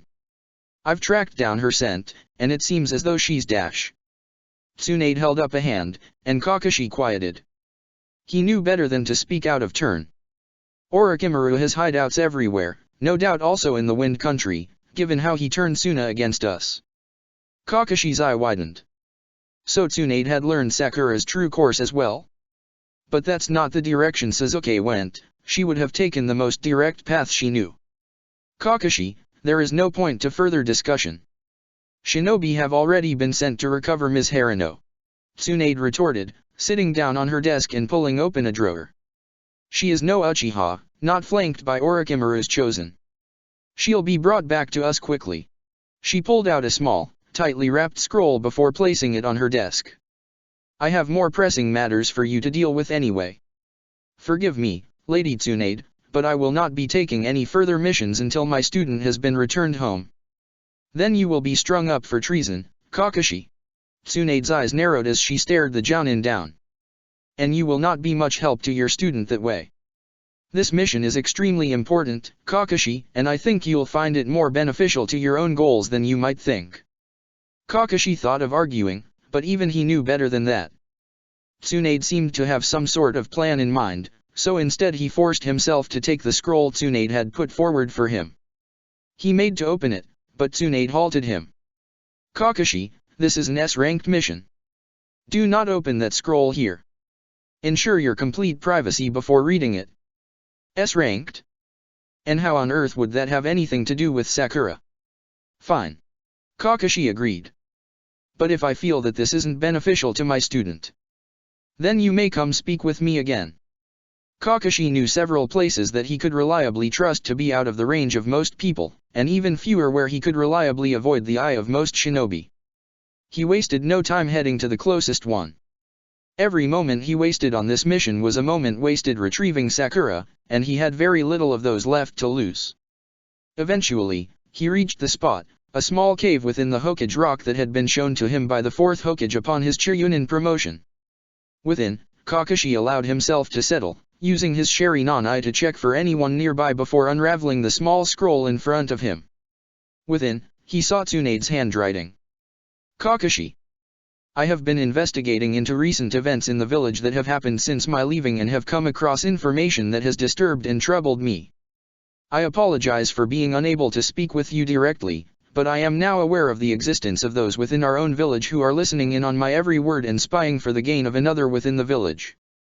You were Umbu once, and no doubt aware of the elite branch of Root within Umbu, led by our own Danzo.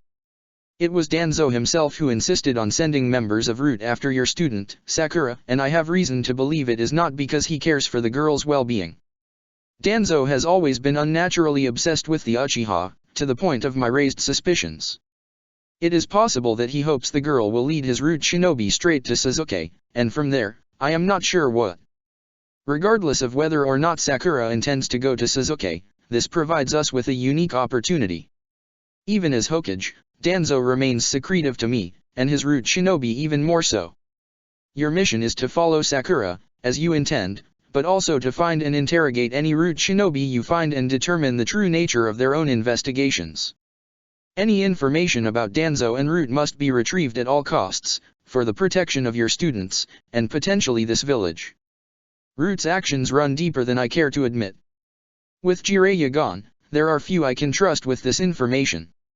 You were Minato's most prized student, and mentor to these children, so I have chosen to leave my trust with you. This S-ranked mission will be completed upon Sakura's return to this village. Pack heavy. Kakashi had packed very heavy. Food and rations for a couple weeks, sharpened tools, and Tsunade's scroll burned to ash, beyond any repair. Sakura was being followed by Root. That alone was worrying enough. Tsunade had not been aware, it seemed, of Kakashi's past dealings with Root, nor that Kakashi had worked directly under Danzo himself for a time. But the Hokage had been right in her placement of trust. Kakashi, perhaps, knew Danzo better than anyone. The man had once tried to orchestrate the assassination of the 3rd Hokage, among countless other questionable things, all in the name of the village.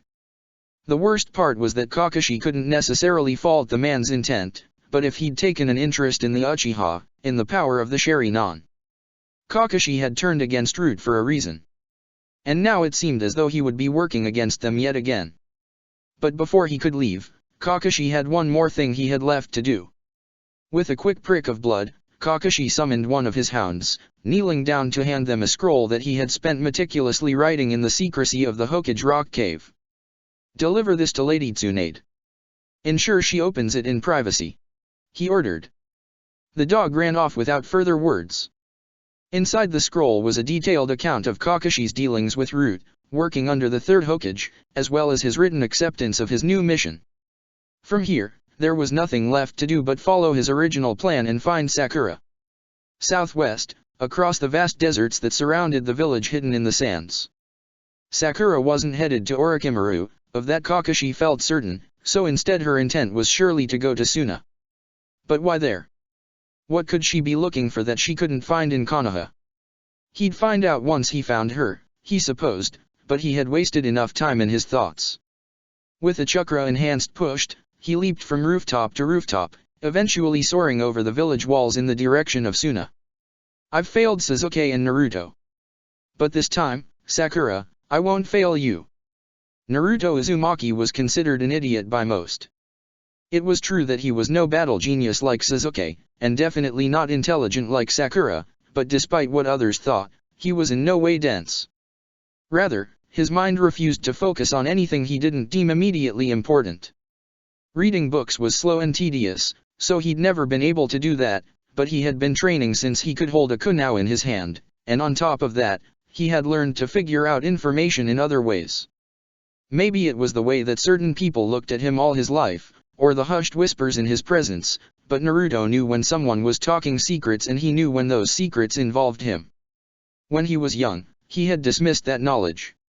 He hadn't cared what people whispered about, and he hadn't cared about secrets. But in the more recent past, especially knowing now about the nine-tailed fox that had been sealed inside him, Naruto was beginning to think it might just be a good idea to pay attention when people were whispering about him after all. So when he saw Jiraiya subtly whispering to one of Tsunade's slugs night after night, Naruto knew it had to be important, and he knew it had to, in some way or another, involve him. And this time, Naruto wasn't going to let secrets get thrown around so easily. Secrets had been kept from him since he was born, and he was starting to get more than a little sick of it.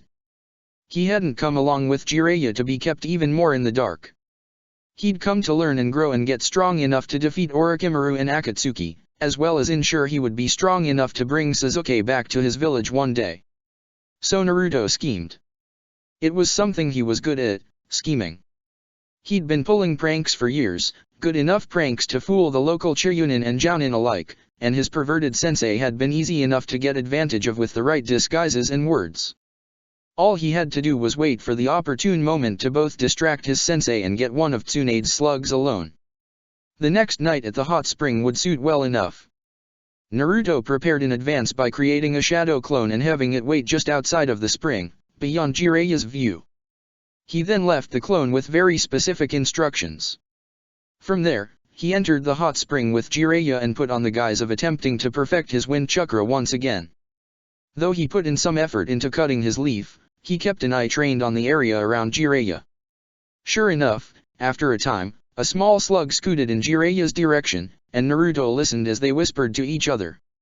Now was the time, and he hoped his clone was ready. Ah, oh my! This isn't the girl's hot spring, is it? His clone had appeared, using a henjutsu to disguise himself as a young woman wrapped in a bath towel. His sensei was strong, but also easily distracted by the sight of a pretty woman, and tonight was no exception. Jiraiya's gaze immediately turned to his disguised clone, and Naruto didn't wait to hear what disgusting words would come out of the man's mouth. Instead, he moved, quick as a flash, and snatched Tsunade's slug off the ground. Once he was good and hidden in a nearby bush, he held the slug up to his face for a chat. "All right, slug, it's time to talk.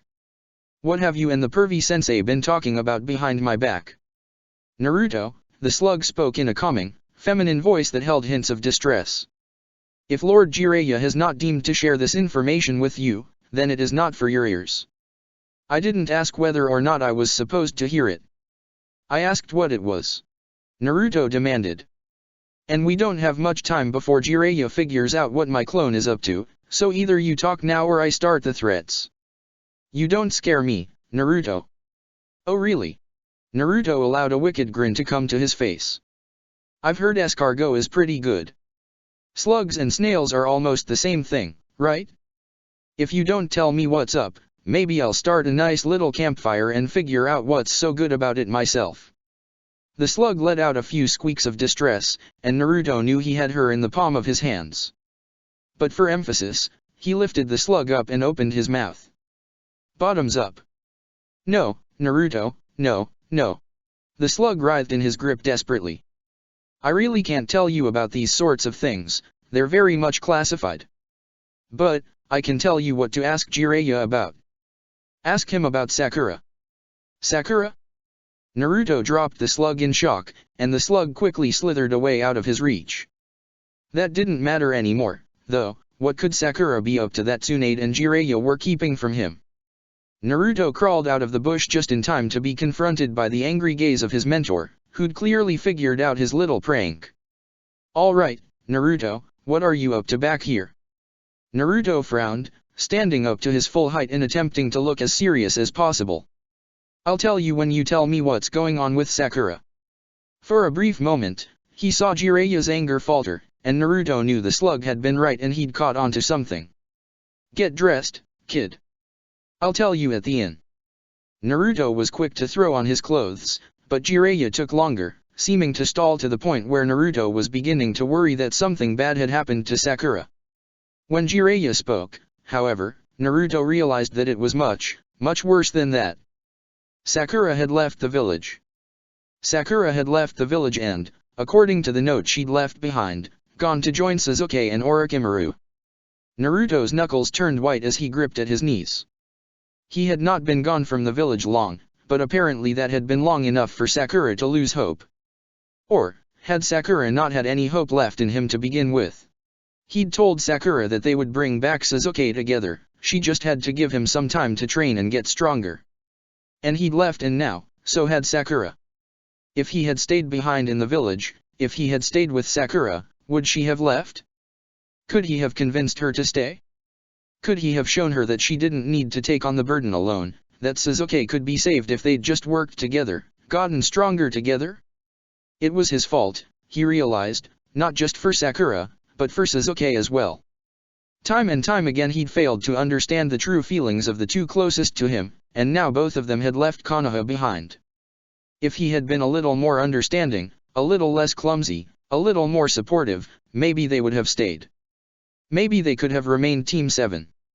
But now there truly wasn't any Team 7 left. "I'm sorry, Naruto," Jiraiya said honestly. "I hadn't wanted to tell you because right now they're working on retrieving her. She could be back soon, she doesn't have Orochimaru's posse trailing around her dash." "It doesn't matter." Naruto bit back tears, though it was becoming increasingly difficult. "It doesn't matter," he continued. "Because she still wanted to leave. Even if you bring her back, it won't matter because right now nobody's there for her that understands, so she's just going to try and leave again the first chance she gets. It doesn't matter because I wasn't there to comfort her. I wasn't there to convince her to stay, and I'm the only one who can." "Naruto. I shouldn't have left Konoha," Naruto suddenly yelled, standing up to face his sensei directly. "We could have stayed there and trained, and I could have been there for her." "You know why we can't stay there, Naruto?" Jiraiya argued. "That's going to be the first place Akatsuki look for you, even if my sources say they aren't going to come for you yet, we never know when that might change. I don't care anymore. Let them come. I'd rather get captured than be out here away from my friends when they need me. I told Sakura a long time ago that I wasn't going to run away anymore, and I never go back on my word. This isn't just about you, kid, this is about the entire village. Potentially the entire shinobi world. You can't just act rashly with that fox inside you. If you get captured, then that power ends up in the hands of people like Itachi, and who knows what Akatsuki plan on doing with it." And I said let them come. Naruto felt a hot energy burning inside of him. The energy of the nine-tailed fox. It seemed to boil and rise with his angry, molding with his own natural chakra. Fueling it. "Let them come," he repeated. "A teacher of mine told me that those who abandon their comrades are the lowest of the low. Trash. I'm done running and I'm done leaving my friends behind." He met Jiraiya's eyes, his heart filled with determination. "You're a pretty strong shinobi, right Pervy Sage? Strong enough to make Itachi and that shark guy run off when they saw you." "Naruto, I don't see what that has to do with Dash. So, if I can make it all the way back to the village without you catching me, that means I'll be strong enough to get away from Akatsuki if they come for me, yeah?" Jiraiya froze as he processed Naruto's words. Exactly the moment Naruto had been hoping for. He let the fox's chakra build inside him before pushing it downwards towards his legs. With a push, he launched himself towards the inn's window, throwing himself through it and into the brisk air of the night. He heard Jiraiya calling his name desperately, but he did not allow himself to stop. Naruto had to admit that sometimes people were right. Sometimes he could be an idiot. He'd been an idiot for leaving Sakura behind, an idiot for leaving the village behind. What sort of Hokage would he be if he couldn't keep his friends safe? What sort of Hokage would he be if he didn't even spend time in the village he wanted to lead one day? He wouldn't earn people's respect traipsing off after Jiraiya, even if Jiraiya had half a decent reputation behind him. If Jiraiya really wanted to train him, they'd train at the village. Naruto would be waiting there, hopefully for Sakura's return, and definitely so that none of his friends would ever feel abandoned again. Sakura, Sasuke, and all of the other Leaf Genin that he had befriended. No more leaving them behind. No more. Naruto Uzumaki was coming home. Chapter 17. She needed time to think. The weapons had already turned to point at her and Gaara, and Sakura's body couldn't move, couldn't react fast enough to do something. Sand rushed quicker than her mind could process, blocking once, twice, 3 times, until it became an uncountable barrage of blade and earth. It was automatic, Sakura remembered, but only when it came to Gaara's own defense, which meant that Gaara was protecting her faster than she could blink and she couldn't do anything. And then, out of the corners of her eyes, she saw the sand begin to grow in volume around her, growing thicker and thicker until it became like a dome around them. Before Sakura could think on it any further, the world around her became pitch black. Around her, she heard distant thuds as Hiroshi's weapons threw themselves against Gaara's ultimate defense. A solid barrier of sand. Sakura had remembered seeing this from the outside during the Chunin exams, and knew that only something with the force of Sasuke's Chidori could penetrate it. And Hiroshi couldn't have such a power, could he? But of course, she hadn't realized that the dome left the user in such darkness. They were on the 2nd floor, which meant no earth beneath them to use, and without opening up the barrier, neither of them could attack from their position. They were defended, but they couldn't do anything else. Sakura forced herself to breathe. Well, here we are. The barrage of attacks seemed to quicken outside. Hiroshi was testing the dome's strength. Sakura heard a small rustle of movement next to her. What are you doing? I can connect my optic nerve to my sand using my chakra. I can see outside, that way. I can't even begin to tell you how weird that sounds. But it was a useful weird skill, and Sakura realized that she too had a useful weird skill that could allow her to have a similar sort of view of the battlefield. With a couple of hand signs, Sakura let out a sensing pulse to the area around them, noting with a small bit of glee that Gaara's sand dome didn't seem to block her. She pinpointed Hiroshi immediately, as well as confirmed that the rest of the fortress inhabitants still appeared to be focused in one location. They wouldn't be interrupted anytime soon, which was probably a good thing. If any of the other shinobi came into this room now. Sakura thought of the bodies Hiroshi had pinned to the walls and let out a small shudder. He's slowing down. Gaara commented, pulling Sakura from her thoughts. I think he's realized he can't penetrate the sand with his weapons. But if he has experience with magnet release, he might be able to pull apart my sand anyway. Well, isn't that just peachy? Sakura pouted. But, for the moment, she had time to think. She'd been called the smartest shinobi of her generation. She'd aced every tactics exam she'd been given at the academy. If she couldn't figure out how to handle this man, they were dead. Or Gaara would be forced to summon up Shukaku's power, and she'd probably end up dead anyway. If they wanted an edge, one thing had to happen. They needed to get themselves and Hiroshi down to the 1st floor so that they'd have access to Earth. If they tried to flee outright, Sakura wasn't sure if Gaara's sand would be quick enough to protect them both, plus she risked leading Hiroshi to her comrades. And Hiroshi potentially freeing his own men. This meant that she had to bring the 1st floor to them, or rather, eliminate the 2nd floor from existence. She'd brought plenty of paper bombs with her, and if she placed a good amount of them on the floor, it was likely she'd break the floor apart enough that they'd have no choice but to fall to the 1st. Downside to this plan, she'd have to leave the safety of Gaara's dome, which essentially spelled certain doom for her. Even if Gaara took down the dome and focused on defending her as she ran, that left himself open, and Sakura didn't want to place bets on Gaara being able to protect her from the hundreds of weapons currently in the room. This man was a maniac. What they needed was a way to temporarily disable Hiroshi's weapons, long enough for her to throw down enough paper bombs and take out the floor. Problem: the most obvious way of doing this was to take out Hiroshi, which wasn't happening easily enough for this current goal. Sakura. Gaara's voice sounded urgent in the darkness. He's starting to pull against my sand. I'm thinking. Sakura hissed back, reaching into her pouch to ready her paper bombs. If she attached them to her kunao, she could throw them anywhere she needed in the room. She had one idea, and she was pretty sure it would work, but if not, she was probably dead.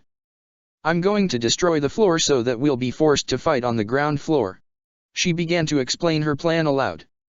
I think I have enough paper bombs to do it, but I need a break from Hiroshi's blades long enough to throw them down around the room.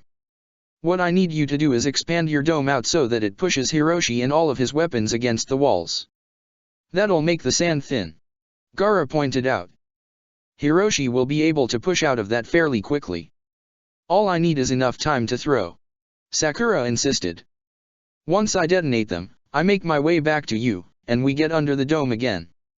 From there, we'll have ground beneath us and I'll be able to attack him while you defend. Okay. Just tell me when. Sakura took a deep breath. She needed to be prepared to move quickly. She began to focus her chakra to her feet, hoping the boost would be enough to get the job done. Then, she held her hands at the ready. Now. The sand around her suddenly pushed outwards with incredible speed, and just as Sakura thought, it pushed the weapons and Hiroshi back towards the walls of the room. She sprinted forward, throwing her first several bomb-wrapped kunai as she did. Then, she twisted around to throw more at the corners behind her. She made it down to her last two just as she saw Hiroshi burst free from Gaara's sand. She saw swords and shuriken begin to pull forth right as the last two flew from her fingertips. Hiroshi was aiming at her, and she only had seconds. She brought her hands together to make the snake sign, simultaneously pushing herself towards Gaara in the hopes that she would be quick enough. The sound around her was deafened by the explosion that rocked the room. Her ears rang, and several bursts of wind and force blew her about like a ragdoll before the floor began to give out from under her. For a moment, all Sakura could do was allow herself to fall. The room beneath them appeared to be a sitting room of some kind, with chairs, tables, and sofas decorating it. Sakura considered herself lucky that she landed on one of the sofas, something soft at least, and considered herself doubly lucky when she saw Hiroshi land on one of the tables with a loud crack. Though the blast had disoriented her, she still remembered the next step of the plan. Get to Gaara. He'd landed on his feet, with the sand having shielded him from the negative effects of the blast. Sakura pushed herself to her feet, noticing that Hiroshi was quickly doing the same. Not much time. She forced chakra to her legs, leaping across the rubble in front of her, closer and closer and... Pain. Pain radiated up her shoulder as a kunai blade buried itself into her flesh. Sakura cried out, tripping and falling forward as she did, and then all at once the room went dark around her. For a brief moment, Sakura thought she'd fallen unconscious. Only when she felt Gaara's hands on her did she realize that he'd pulled up his dome of sand again. Sakura, I wasn't. Phew. Sakura yelled, another wave of pain shooting through her. Fucking shit. I'm so sorry. Sakura gritted her teeth, trying to keep herself from a further outburst. By the sound of his breathing, it seemed like Gaara was panicking, and that was the last thing she wanted. It's okay. She forced herself to say. It's alright, it's just a kunai. You're bleeding. Yeah, that tends to happen when kunai are involved. Sakura mentally cursed again, reaching up to feel at the weapon. It was buried fairly deep, and if she left the safety of Gaara's dome, Hiroshi could push it deeper. It was a bad idea to remove embedded weapons, but she'd have to if she wanted to face Hiroshi head-on. And boy did she really want to hurt that man now. She reached out to touch Gaara's hand, guiding it to the handle. I need you to pull this out. What? Pull it out or Hiroshi's just going to push it in further. Sakura dash. It's okay, Gaara. I'll be okay. Sakura wasn't quite sure if she'd be okay, bleeding out wasn't high on her to-do list but it looked like she might not have much choice. Still, Gaara was hesitating. It's not your fault. She continued, trying to calm him. We didn't move fast enough. It happens. As long as we finish this, it won't have mattered, alright? You pull this out, I'll blast that motherfucker to Kingdom Come, okay? There was silence. Then, with a quick pull, Gaara yanked the kunai from her shoulder. Another kind of pain, a different kind, shot through her, and Sakura knew she didn't have too much time. Now we need to bandage it. She used her good arm to reach for her pouch, shakily pulling out a roll of bandaging tape. I can't do it myself, so you'll have to do it blind. Get it as tight as you can to make a tourniquet. I'm losing focus on the sand. Gaara replied, his hands shaky as he took hold of the tape. Then move quickly. She heard the sound of the tape unraveling before feeling a painful pressure on her shoulder. Gaara was panicking, yes, but he at least had the clarity of mind to do a good rap. After a few seconds, Sakura gingerly forced her arm to move. It was her non-dominant arm, which was the only plus side at the moment. Hopefully she wouldn't need to use it much. All right. Sakura stood up, taking a breath before sending out another sensing pulse. Hiroshi was approximately 10 feet away, and they were now on solid ground. Since he could use magnet release, she had to assume he could use Earth-style jutsu too, which meant all three of them would now benefit from being on the ground floor. I want to test something out, Sakura decided. Get your little optic nerve sand thing going.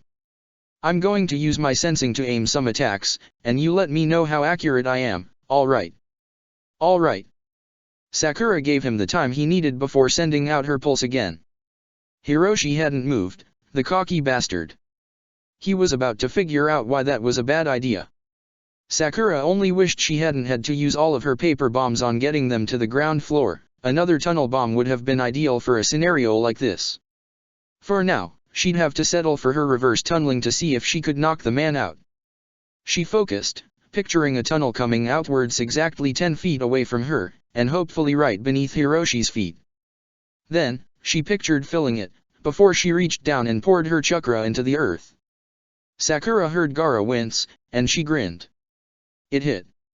Yeah. Where it counts. Yeah. That's what he gets. Sakura let herself pump a fist into the air.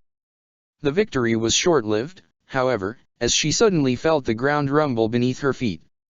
She and Gaara jumped, just in time as the earth beneath them suddenly shot upwards to form hardened spikes. As gravity kicked in, she felt Gaara's sand form beneath her feet, and suddenly the dome moved upwards into the air. I can't keep this up for long, Gaara admitted. I didn't think he'd consider using the earth beneath us like that, but I guess I gave him the idea, didn't I? Sakura groaned. We need to end this before he starts affecting your sand, and I've only got one thing left up my sleeve. What's that? I'm going to need to get close enough to punch him. She could almost feel Gaara's judging gaze upon her. Your final idea is just to punch him. Well, hopefully not just punch. Sakura admitted with a nervous chuckle. I mean, if I do it right, he'll be unconscious, and that solves all our problems, right? Besides, Naruto won all of his battles with punches, so why couldn't she? Plus, she actually did have an idea for giving her punch some extra, well, punch. But it would require manipulating Earth Chakra in a way she hadn't done before, all while using a minimal amount of hand signs, and while dodging whatever Hiroshi had to throw her way. But Gaara did have access to the earth beneath them now, as well as his sand. Maybe now he'd have enough to defend both of them. Sakura just needed to dodge whatever Gaara missed and dodge it perfectly. One shot. One chance to end it. Drop us to the ground and get ready. If you have the chance to take him down, take it, but if not, keep him off my back. The sand lowered, and Sakura readied herself. She sent out another sensing pulse to confirm Hiroshi's location, turning to face the man just as Gaara's sand dispersed around them. Are you done hiding, little brats? Hiroshi spoke, standing at the ready with several weapons around him. You're going to pay for that pot shot, girl. Sakura didn't give him the privilege of a response. If he was talking, he was distracted. She shot forward at a sprint, hoping beyond hope that she and Gaara were fast enough to get her where she needed. Weapons flew at her, still too fast for her eyes to follow. Burst after burst of sand blocked her from the weapons' paths, but before she could reach Hiroshi, the man summoned up a wall of earth to block her. Great, so now he was playing their game, and that meant that Sakura would need to either break through the wall or go around. There was rubble in the way, but Sakura knew she didn't have the physical power to break solid earth, so around it was. Left or right? For a brief moment, she hesitated, and just as she shifted to head left, she felt pain as another kunai embedded itself into her right leg. Sakura! Gaara's cries kept her focus. It hurt bad, but if she stopped it would only keep hurting. She looked back up just in time to see Gaara's sand fly at the earth wall in front of her. Hiroshi had hesitated after landing the hit, and Gaara had taken the opportunity to launch an attack of his own. Sand hit earth and dirt seemed to fly, but Sakura caught a glimpse of Hiroshi beyond the wall and knew that Gaara, somehow, had been stronger, and this was her only chance. Pain be damned, she had to go. She ran, and as she did she briefly closed her eyes and focused on the chakra in her right hand. There was earth chakra in the ground beneath her, and her own chakra that ran through her. What she needed to do was pull the two chakras together, and use the earth to envelop the chakra in her hand. All she had to go on was a single hand sign from when her enemy had used this jutsu before, but if Shukaku and history were to be believed, hand signs weren't necessary at all, just a focus, so a single hand sign would have to be enough. She brought her two hands together into the sign of the tiger before thrusting her hand downwards towards the ground. And she could feel it, she could feel the chakra in the ground beneath her, if only for a brief moment, and all she needed to do was pull. Hiroshi was in front of her, wide open, and though he was frantically trying to make hand signs of his own, Sakura knew she could make it to him in time if she just concentrated. She needed chakra for her hand, but she also needed chakra for her legs to keep up speed, and Kakashi had told her that her chakra control was impeccable, which meant she knew she had the capability to do this, to be fast enough, to be strong enough. She thought of Sasuke, dashing forward with his Chidori to face down Gaara's ultimate defense. She thought of Naruto and Sasuke facing each other down, unyielding, hands aglow with chakra. She thought of Kakashi, facing down Zabuza, one of the strongest shinobi she'd ever faced. This time it was her turn.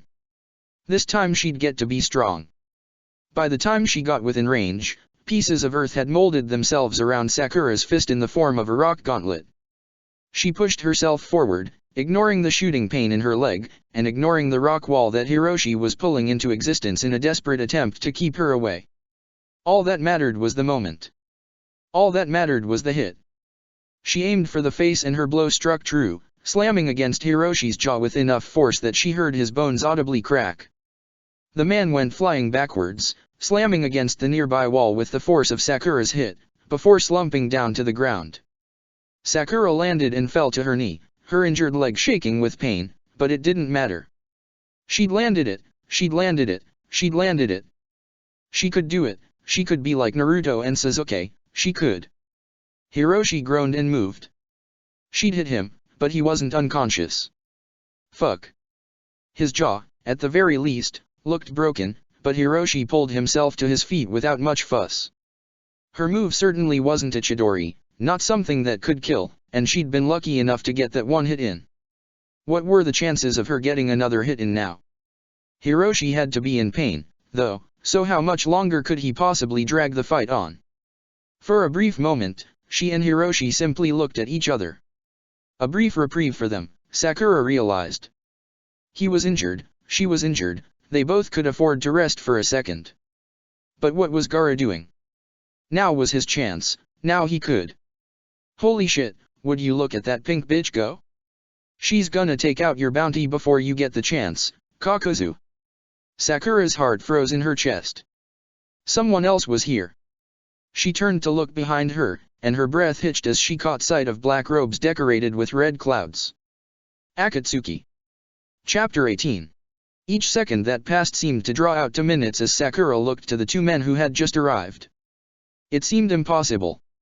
Akatsuki, here, now? She'd built them up so much in her that they were almost like a fairy tale nightmare, something that frightened her at night but had never had any real chance of appearing. Certainly not so suddenly, certainly not right here, right now. The one who had spoken was currently laughing. He carried an enormous weapon on his back, something that looked like a triple-bladed scythe. Monstrous and unwieldy looking.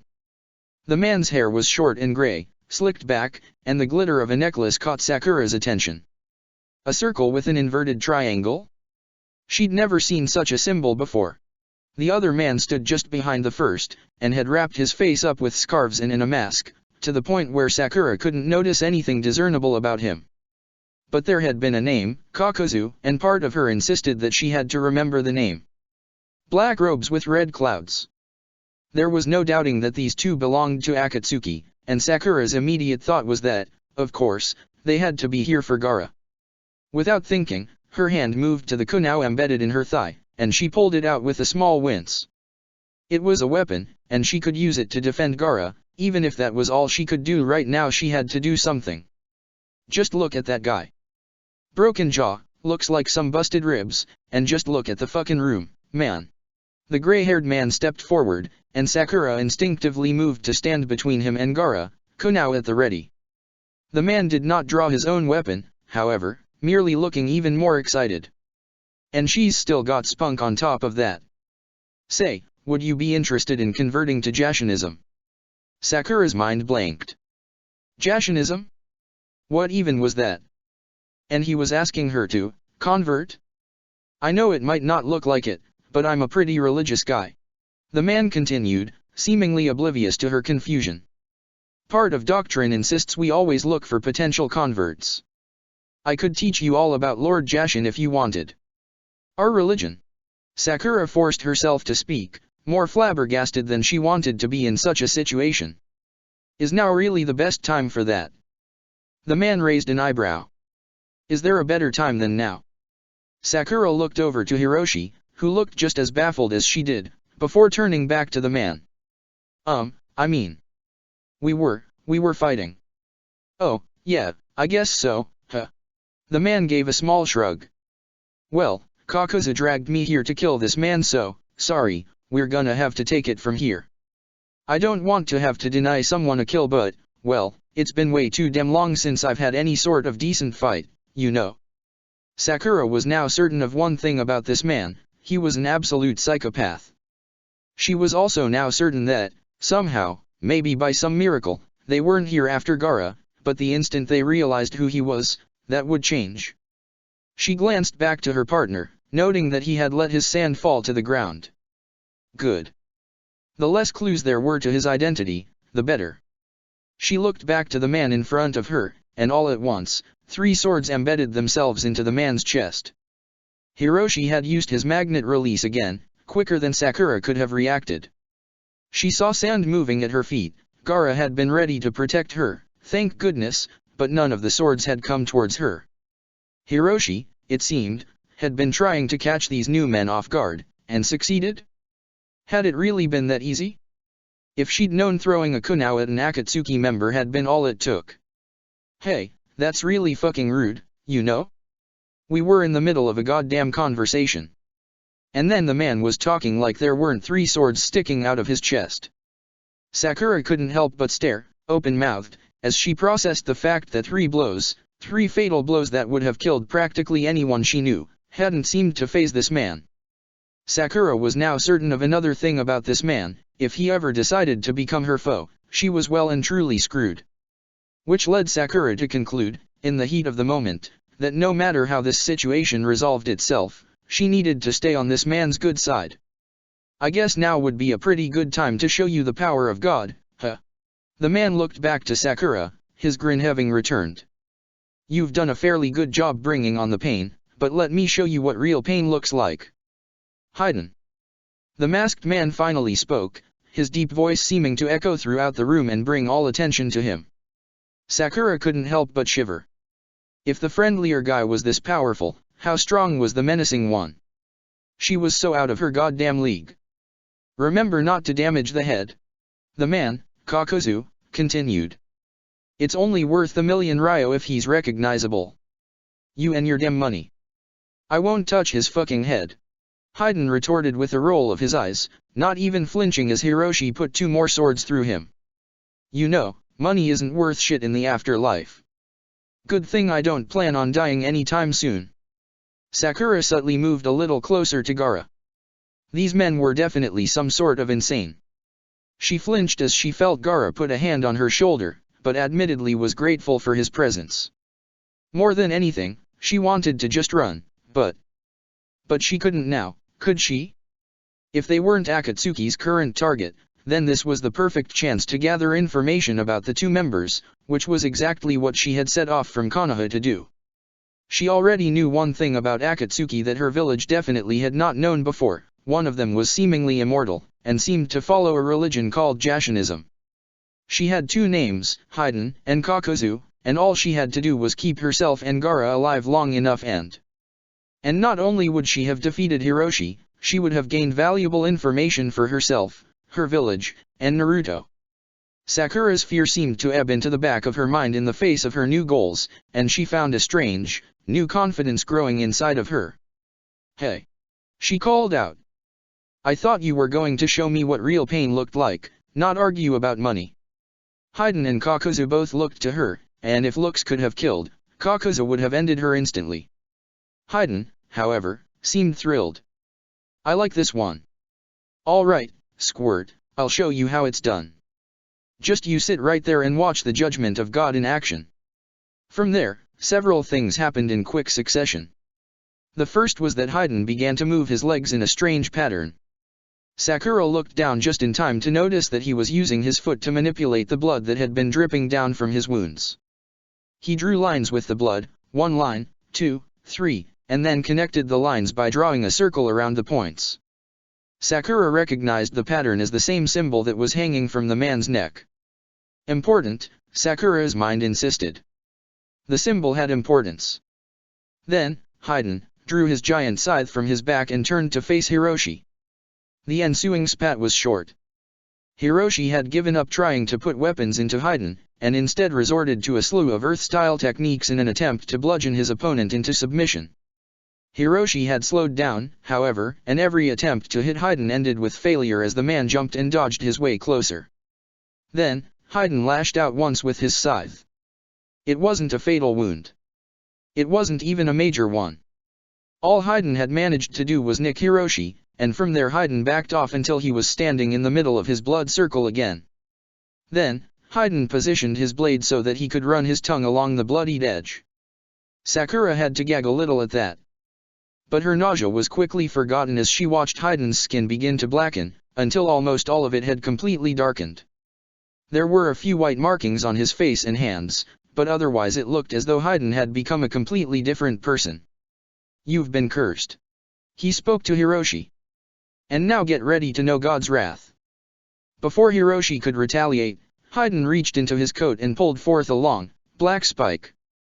Then, to Sakura's shock, Haiden stabbed the spike directly into his leg. On the other side of the room, Hiroshi buckled and fell to one knee, moaning in agony. Sakura paled as she realized what had just happened.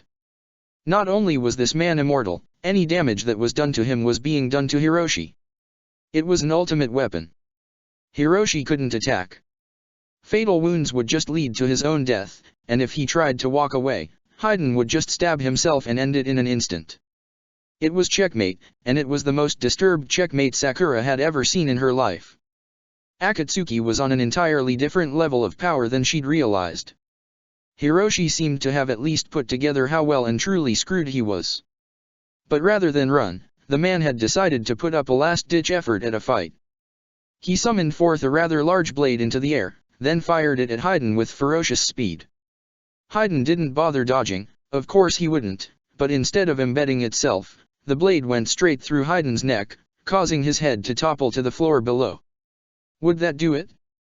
Sakura thought to herself. Being decapitated was different than being stabbed, maybe this time things would be. And there went Hiroshi's head, also rolling on the floor.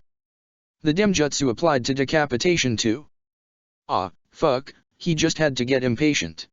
The head on the floor, somehow, began to speak. And Sakura questioned how a head without lungs attached could find the function to speak at all, but this jutsu was already ridiculous enough. What was one more ridiculous aspect? I can't even enjoy the pain of the fucking death with my head off. You should have been more careful. Kakuzu commented, walking calmly over to Hiroshi's corpse to pick up the fallen head. But I'm grateful he made himself easy to carry. With that, Kakuzu began to walk back towards the entrance of the room, straight past the body of his fallen comrade. Hey, don't just walk off. Haiden demanded. Put my head back on, you ass. You should learn from your mistakes. Kakuzu retorted. I'll put it back on once I turn this in. Fuck you. Kakuzu didn't bother to respond further, turning around and leaving without another word. Sakura still wasn't quite sure what in hell was going on, but Hiroshi was dead and Akatsuki hadn't seemed to realize that there was a Jinhiriki standing right in front of them, so all in all, this was a victory. But it didn't really feel like a victory.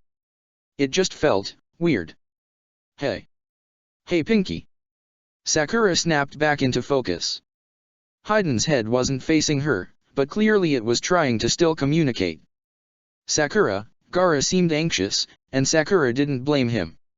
She couldn't fathom how he was reacting to all of this, she was barely keeping it together. But, this was an opportunity. An opportunity she had to take. I know. She answered him, reaching up to put a hand over his own on her shoulder. It'll be okay. It'll be okay if you could just move my head over to my neck. Hayden added. It'll take a while to reattach without Kakuzu's help, but at least I'll be able to finish my prayers. Religion has rules, you know, help a guy out. She could try to kill him, Sakura thought to herself. Hayden's body hadn't moved at all since the decapitation, which meant that the head had to be attached for it to be a threat. And a head wasn't much threat at all, was it? She could dump the head in a river. Maybe drowning would work. But seeing that the man had survived decapitation was enough to make her think that maybe there wasn't anything that would work, nothing conventional anyway. She didn't know how Hayden's jutsu worked, and there had to be some mechanic that she couldn't deduce by just watching alone. But she could get information in other ways. Trust me. She whispered to Gaara, and without another word she went to Hayden's head and pushed down her revulsion long enough to pick it up and move it over to where his body lay. Ugh, thank you. Hayden spoke as she pushed his neck up against the stump it had been cut from. She ignored the disgusting noises the action produced. Fuck, this was gross. Listen, it'll take me a little while to get through the rest of my prayers, but once I'm done and walking again, I'll tell you about Jashin, alright? Alright. Sakura agreed. Good. Now leave me alone, I have prayers to start. Sakura obliged, heading back to Gaara's side on shaky legs. It began to sink in, the 2 wounds she'd suffered, the amount of chakra she'd expended on the fight, as well as just the sheer exhaustion that fear and fight brought onto a body after a long period of time. The last thing she remembered before passing out was Gaara's worried face, and the last thought that went through her mind was that the 2 of them had to be the luckiest people alive. Sakura dreamed of Sasuke. They were disjointed dreams at first. Memories of their first D-ranked missions together, simple missions that hadn't required much work, other than reining in Naruto and keeping the 2 boys from spatting. They were happy dreams. Perhaps naively happy, but still, there was a certain sort of calmness that came from reliving those moments, a calmness she had not felt in months, if she was to be honest with herself. And how could she be calm now? Not after all the 3 of them had been through together, not after Sasuke had. And then the dream shifted, and she saw Sasuke with his back to her, his voice ringing in her ears. I'm not like the rest of you. We have different paths we must walk. But, they hadn't been so different after all, had they? She'd left the village too, after everything, and Naruto before her. All 3 of them had left to gain something. Sasuke for power, Naruto for training, and her for... Well, it had simply been information to start, but now there was so much more to it, wasn't there? She hadn't just gained knowledge, she was gaining power too. Her dream changed, and she relived the thrill of pulling up the earth to her hand, of facing Hiroshi head-on, only this time one punch was all that it took to make the man crumble away like sand. She felt strong, she was getting stronger, all because she'd made the decision to leave and never look back. But it didn't feel right. Not the leaving part, anyway, but how it felt to see Hiroshi crumble beneath her fist into nothingness. She remembered the first time she had seen Sasuke overcome by Orochimaru's curse mark in the Forest of Death, how pleased he'd looked to be crushing his enemies beneath him, the sickening, crunching sound she'd heard as he'd broken the sound shinobi's arms with a single pull. He hadn't been himself. He hadn't been right, but that was the power he'd been seeking out. The power to dominate his enemies. That was the power Sakura had instinctively been seeking, but as she continued to dream, continued to remember, she wondered if she was wrong. You really are annoying. Sasuke. Sakura awoke with a start, gasping as she sat up in the bed. She had been in the fortress, fighting Hiroshi, and then Akatsuki had been there, and then she'd been unconscious. She groaned as she realized she'd passed out. Of course she'd passed out after all of that. She still wasn't as strong as Sasuke or Naruto if she couldn't handle one stupid fight. Shukaku said, you exhausted your chakra reserves. Sakura flinched as she heard a voice next to her. Gaara, just Gaara. So he'd been the one to move her to wherever this was. It looked like an inn, which meant that, for the moment, there likely wasn't any danger. How long was I out? She asked. 9 hours. Gaara answered. I tried to help. He looked down at his hand, a guilty expression on his face. I wrapped up your leg. Oh.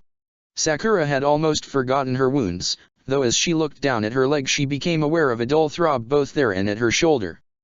It had been wrapped well enough, however. She hadn't bled out, at the very least. Thanks. She gave Gaara her biggest grin. I guess I kind of passed out on you, huh? I'm really sorry. I should have been able to protect you. Gaara replied. But I wasn't fast enough. I wasn't either. But I think if those two weirdos hadn't shown up, we would have still won that fight. One punch had broken Hiroshi's jaw, and the resulting slam against the wall had broken ribs. Hayden had said so himself. Few people could keep fighting well after sustaining that sort of damage, and if she'd gotten one hit on him at full strength, she could have gotten another, assuming she hadn't passed out from trying to pull off the earthen fist move again. Chakra exhaustion, Gaara had said. She hadn't felt tired, not until that moment when Hayden had told her to leave. Adrenaline had probably kept her going, but that wasn't going to be good enough. She needed to improve her chakra reserves. She needed to. Sakura took a breath. She was thinking too much. Right now, she needed to focus on right now. She was alive, Gaara was alive, Akatsuki hadn't taken them, but she was wounded and she'd been unable to protect Gaara until she was recovered. There was no point in thinking about training or getting stronger. She lingered on the dream and on her thoughts, slowly pulling her legs up to her chest. How is everyone else doing? Everyone in the town. There were 6 casualties outside of our group. Gaara answered. But once that man walked out with Hiroshi's head, his men seemed to lose the will to resist. I think now the town is attempting to work out who will take charge, now that Hiroshi is dead. You mean, they still want to form a village separate from Tsunagakure's control? Sakura concluded. I'd thought they'd want to return to how things used to be with Hiroshi gone. But men came into power for a reason. Hiroshi was strong, but a united town could have stood against him and prevented him from taking power. People had wanted to follow him. People had wanted to split away from Tsunagakure. She'd helped take out a man who'd been abusing the people beneath him, but what if they elected someone just as bad as him? And if they did elect someone more suited to lead, did that mean she'd just aided a rebellion in Wind Country? This wasn't like the Land of Waves. This wasn't like the Chunin exams. It wasn't just about being the strongest. Battles had consequences. Strength had consequences. She hadn't considered the possibility that Akatsuki might just suddenly show up at her battle. She hadn't considered that her battle against Hiroshi might lead the rise of someone equally strong or terrible. And, come to think of it, she doubted Sasuke or Naruto thought of those things either. Well, maybe Sasuke had thought a little. He didn't seem to care about the future consequence of Orochimaru taking over his body, but there were other consequences that had followed his leaving. His retrieval squad had nearly died. Konoha had lost, in him, a valuable shinobi, the last of a clan. By going to Otagakure, by going to Orochimaru for his own pursuits, he had weakened the village of his birth, even if only by just a little bit. Naruto as well, and even the sage Jiraiya who had taken him away from the village, he'd taken Naruto away to train him, and potentially to keep him safe from Akatsuki's prying eyes, but even that meant that Konoha was short another shinobi that could aid them in missions, in protecting the village. And she too, Sakura realized. She too had left without thinking of consequences. In the back of her mind she had realized she was acting rashly, acting just for herself and for the sake of her teammates, but even she hadn't really thought about what her leaving meant for all of the people she'd left behind. She had been selfish. Gaara had been selfish too. And Sasuke, and maybe, even if subconsciously, Naruto. There was no undoing that she'd left. There was no undoing that she'd convinced Gaara to leave with her. And maybe she was still selfish, but she didn't want to go back to the village. She hadn't learned anything being there, not compared to these few weeks she'd spent away. But just because she'd been selfish, and would continue to be selfish, didn't mean she couldn't still learn from her mistakes and help those she cared about. Not just Naruto and Sasuke, not just Gaara, but her entire village. Every village. Hayden had promised to tell her everything about Jashin, and she was going to listen.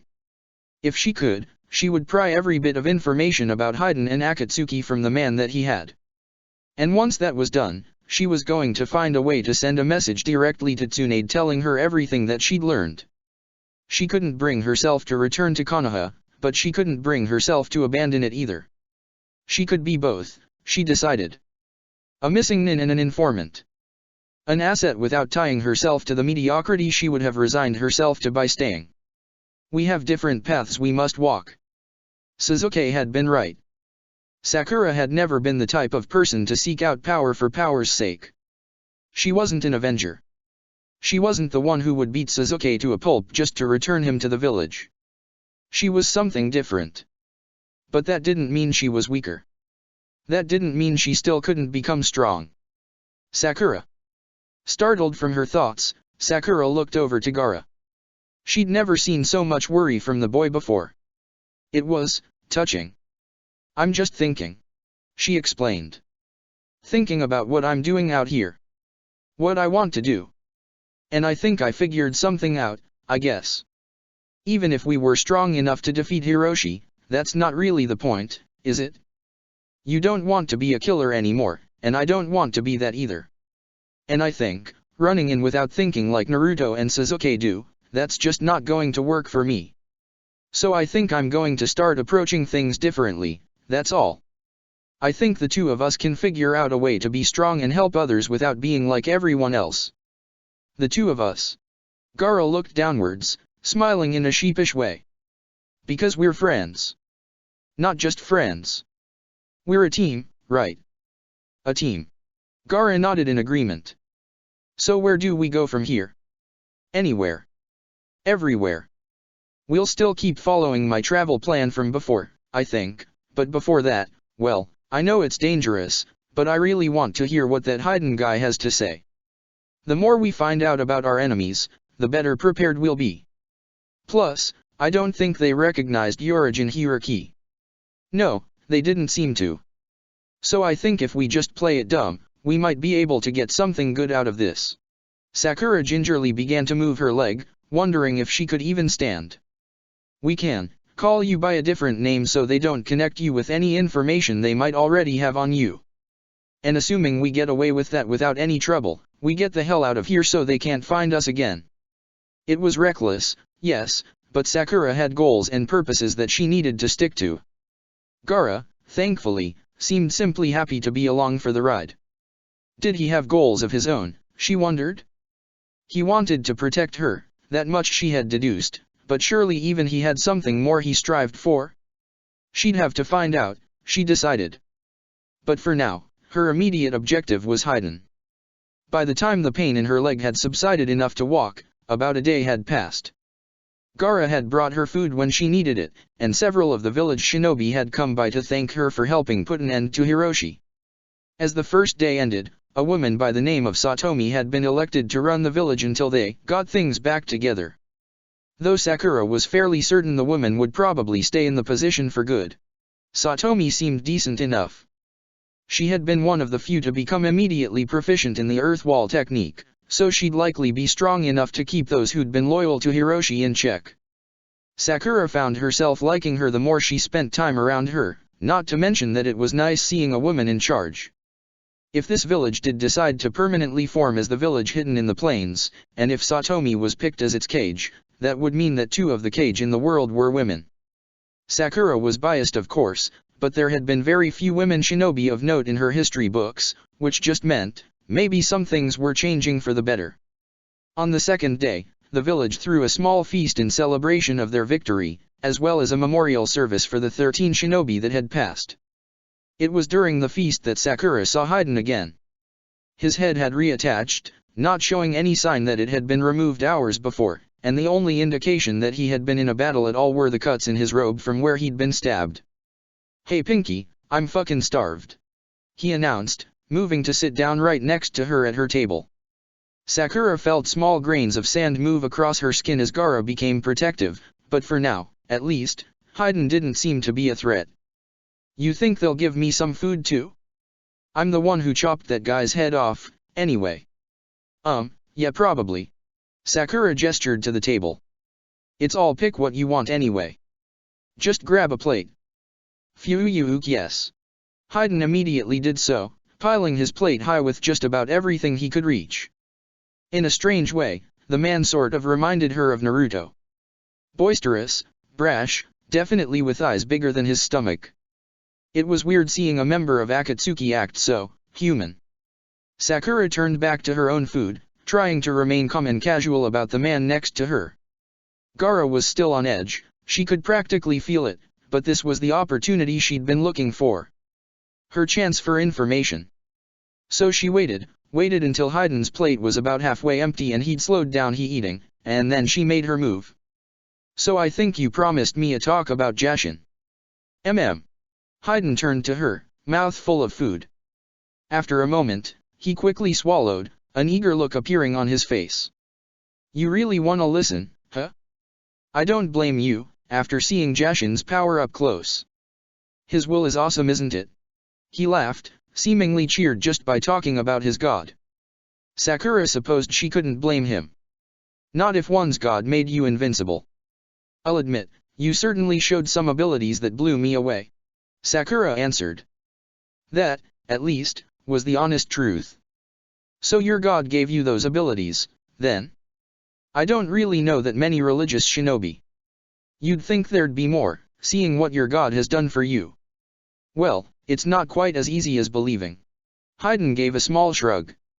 "I had to sacrifice a lot to gain Jashin's favor. His religion is pretty damn strict. Lots of prayers, devotionals, rituals, and, well, I've killed a lot of people. You don't get Jashin's blessing overnight, you know. But hey, conversion is the first step." "I guess that makes sense. Prayers. Devotionals? Well, it didn't really make sense. If immortality was just a matter of devotion, everyone would be doing it. There had to be more to it. Killing a lot of people, well, she supposed not everyone could do that, but by that standard Gaara should have found immortality by now, and she knew for certain that wasn't the case. Some combination of devotion and killing, and accepting the existence of God? Sakura certainly wasn't religious, and she hadn't been lying when she said she didn't know anyone who was. Well, that didn't mean she couldn't pretend, for information's sake. "So how does one convert?" "I'm so glad you asked," Haiden answered gleefully. "Well, true conversion requires years of learning from some of the elders, but you have to be accepted first. And acceptance requires reaching our church, which is a long way from here. But you look like you've got enough spunk to find them. That Hiroshi guy was so fucked up by the time I got to him, there really wasn't any pleasure in killing him at all." Really? He didn't look that bad. Trust me, I could feel his pain. He was fucked. I'm almost sorry I had to deny you such a kill, but, well, I hadn't had a kill of my own in so damn long. I was sure Jashin would have been pissed if I hadn't jumped on it." Haiden shoveled another piece of food into his mouth as he talked, not even bothering to swallow as he continued. "Jashin demands nothing less than the total annihilation of one's foes. So as long as you keep that in mind, you'll always be following his will, all right?" "Right." Sakura turned to her own food.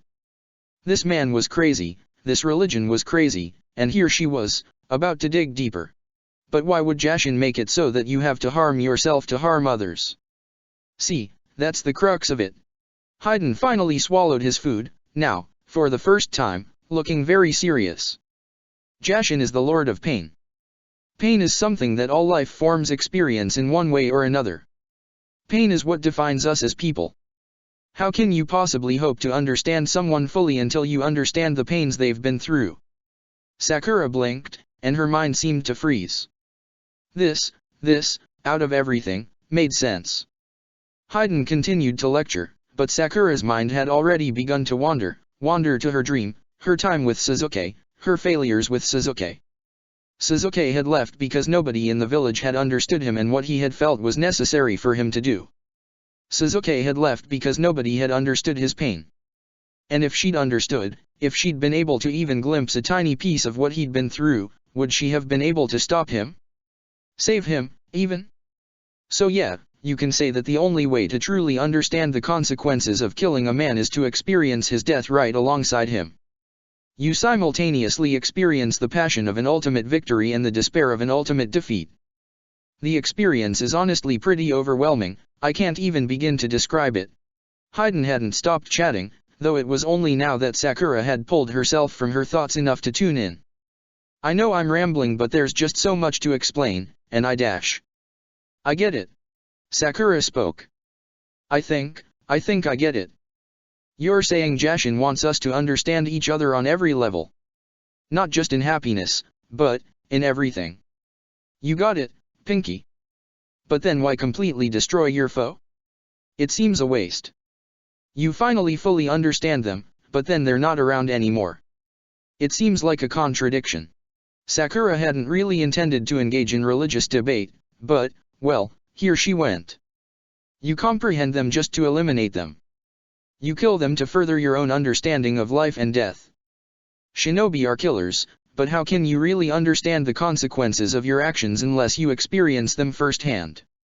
It's easy to be a passive player on the sidelines, you know. You can be an emotionless killing machine and never think twice about the lives you take, but for worshippers of Jashin, every life means something. Every foe is an intimate experience. You don't just kill for no reason like some mindless animal, you have to know, deep in your heart, that killing them is what you want to do. What you have to do. And if your heart's only halfway in it, that's just a disrespect to your enemy. Jashinists don't half-ass anything. That's why it's taken me killing so many people to get to this point, to this reward. I understand death better than anybody, and don't you let that fucker Kakuzu tell you any different, alright? Alright. Sakura's mind had started to go numb, processing all of this. She didn't agree with everything, not by a long shot, but still, some of it was. She swallowed hard. Well, it wouldn't have been a very good conversion speech if it wasn't somewhat convincing, right? This Hayden was terrifying, definitely some sort of sadomasochist, but he'd worked his lecture out. She couldn't help but admire his conviction, and she couldn't help but regret that. Well, they were enemies, even if he didn't know it. And now Sakura found herself hesitating even further. This wasn't just a man who was good at killing, he was a man who found thrill in it. Regardless of how legitimate this Jashin was, Hayden was a force of nature, both in action and in speech. She was so up shit creek without a paddle, trying desperately to stay afloat. This was just one member of Akatsuki. One member. And it was all she could do to keep herself from agreeing with some of his points. So, what do I have to do, to get accepted?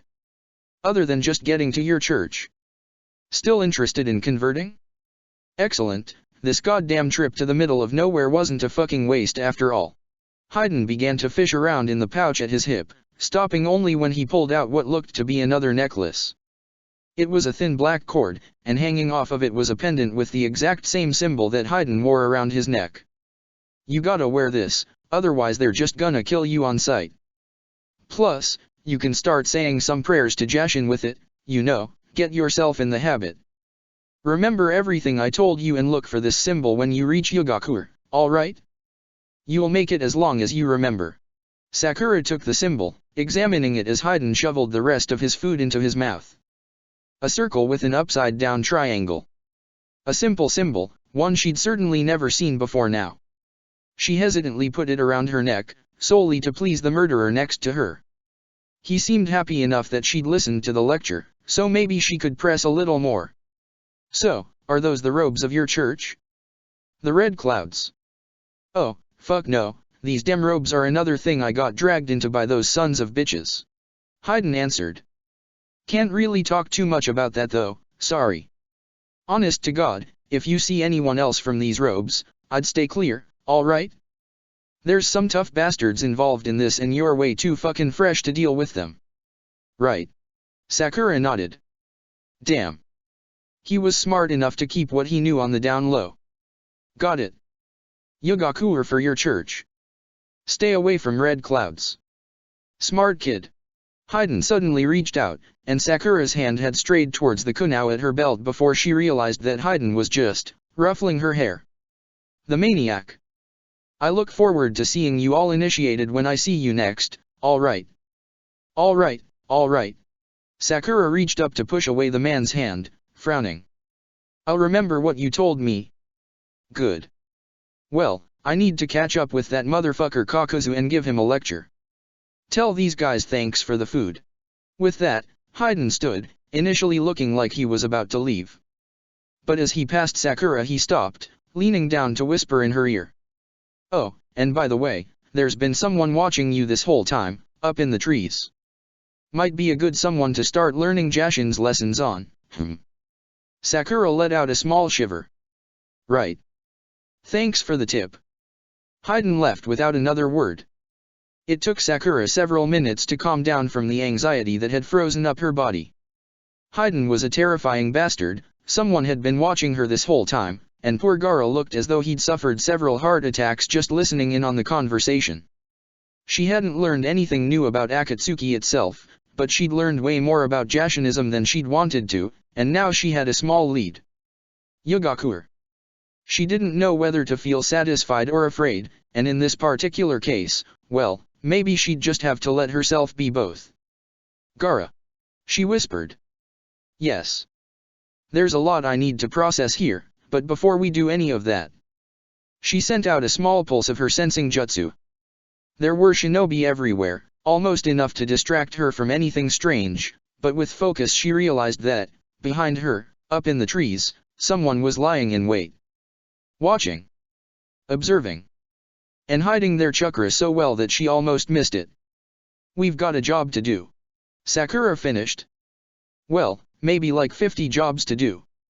But one that's a bit more pressing than the others. Gaara smirked. When do we start? Chapter 19. I spy with my little eye, something that is, green. Gaara looked over to her with a confused expression, and Sakura realized that, considering the boy's childhood, he might not have ever played silly games like I Spy. It's for passing the time on the road. She explained. I look around for something and I tell you what color it is, and you have to guess what it is I'm looking at. Gaara's face wrinkled as he thought harder on this concept. But Sakura, we're surrounded by nothing but grass. Makes it a challenge, doesn't it? Was I bold enough to choose the grass? Or is there something green that you missed? The real Gaara might not have spent so much time debating this, but, Sakura reminded herself, she was speaking with a sand clone, and unlike Naruto's clones, virtually indistinguishable from the original, Gaara's clones were a bit lacking in the thought department. But this was fine. She wasn't walking through acres of grass with a sand clone because she'd wanted intellectual stimulation. The clone was a distraction. Someone, according to a sadistic Akatsuki member, was following the two of them, and Sakura had more than confirmed it with several sensing pulses back in the plains village. Neither she nor Gaara had any solid guesses as to who that someone could be, but what they had come up with was a rather simple plan to catch this watcher and figure things out straight up. Once Sakura had fully recovered from her injuries fighting Hiroshi, the two of them solidified their plans to continue northward to Iwagakure, looking for other Jinchuriki. They'd packed their things, and Sakura and a sand clone had left the inn, heading north. The real Gaara, someone who Sakura knew from experience was almost impossible to detect when he was trying to be stealthy, stayed behind. And why would their attacker think anything of the situation? Haiden had whispered the revelation into Sakura's ear, and she'd kept her planning with Gaara down to the most careful whispers. Hopefully, their watcher wasn't aware that they knew of their existence, which meant they had no reason to believe that the Gaara walking next to Sakura wasn't a carefully crafted clone. And all Sakura had to do was play casual while the real Gaara located the watcher and caught them. Is it the grass? Gaara's clone finally decided. Nope. Sakura said with a grin. I bet you'll never guess it. Gaara's frustration was, somewhat adorable to watch. There was really only one other thing than the grass that was green out here, and Sakura was willing to bet the clone didn't think of it before the real Gaara did his job. She stretched, partly because she wanted to, and partly because stretching was a good way to conceal a quick hand sign that would allow her to send out a sensing pulse. Sure enough, there were 2 chakra signatures behind her, one slightly closer than the other.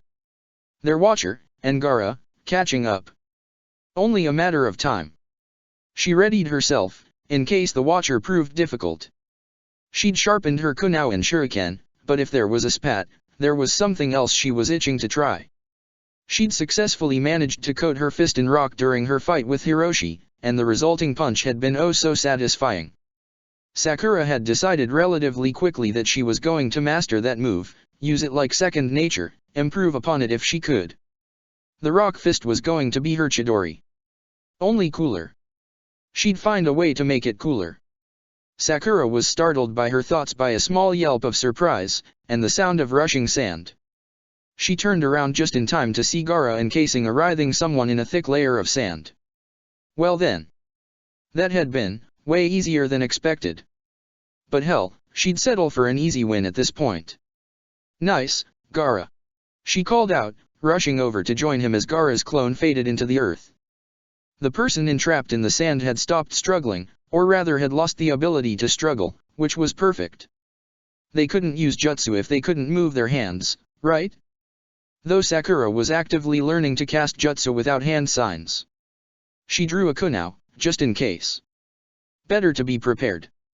The person was masked, she realized as she approached. Their hair was short and black, and anything else she could see, not covered in sand, was simple dark clothing, nothing special. Very ordinary. Only the mask really stood out, and Sakura got the feeling she'd seen a similar sort of mask before. It came to her all at once, and she couldn't prevent herself from letting out an audible gasp as she put 2 and 2 together. You're an Umbu agent. The Umbu was silent, staring at her through the mask with an almost cold indifference. Sakura knew that Umbu were elite shinobi, and having caught one so easily was enough to make her gleeful.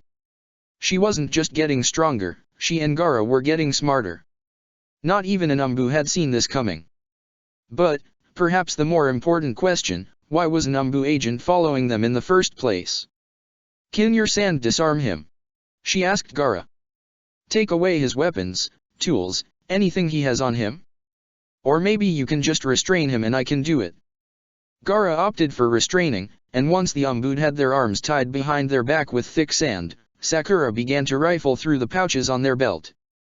There were standard shinobi tools, kunao, shuriken, wire, but in even more abundance were what looked to be scrolls, ink pots, and brushes.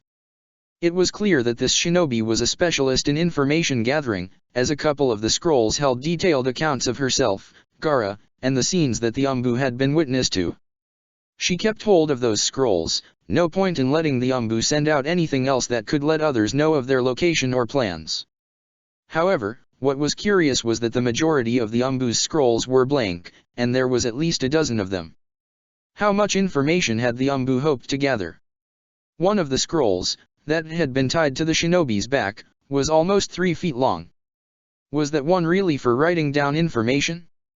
The Umbu only had one other noteworthy possession, and as Sakura took hold of it and began to flip it open, for the first time the shinobi began to struggle. Don't touch that, the Umbu warned.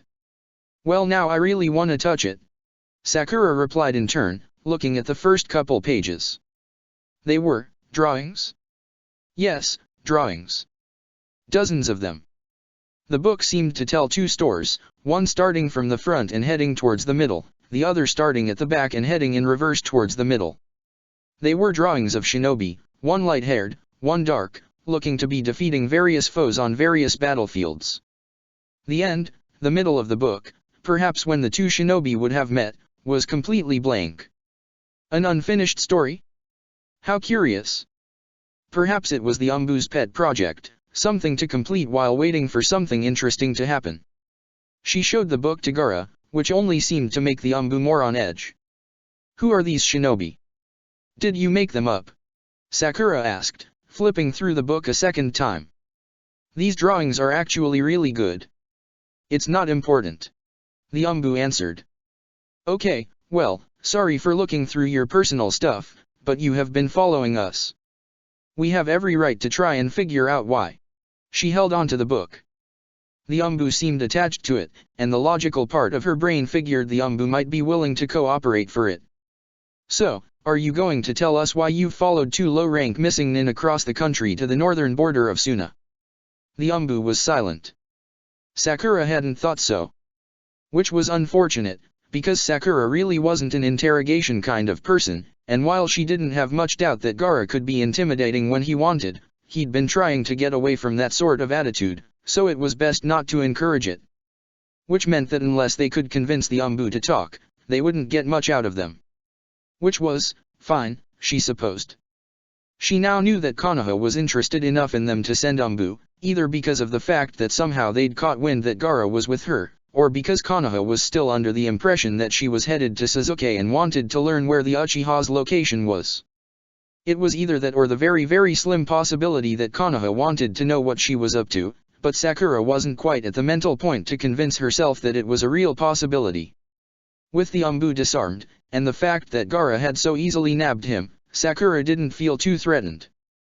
And boy, what a weird feeling that was, not being threatened by a Konoha elite. So she decided that maybe it was time to take a small gamble. I'm keeping all this, she told the Umbu, gesturing to the scrolls he had written on already. But I'll let you have the other stuff back, and I'll even have Gaara let you go.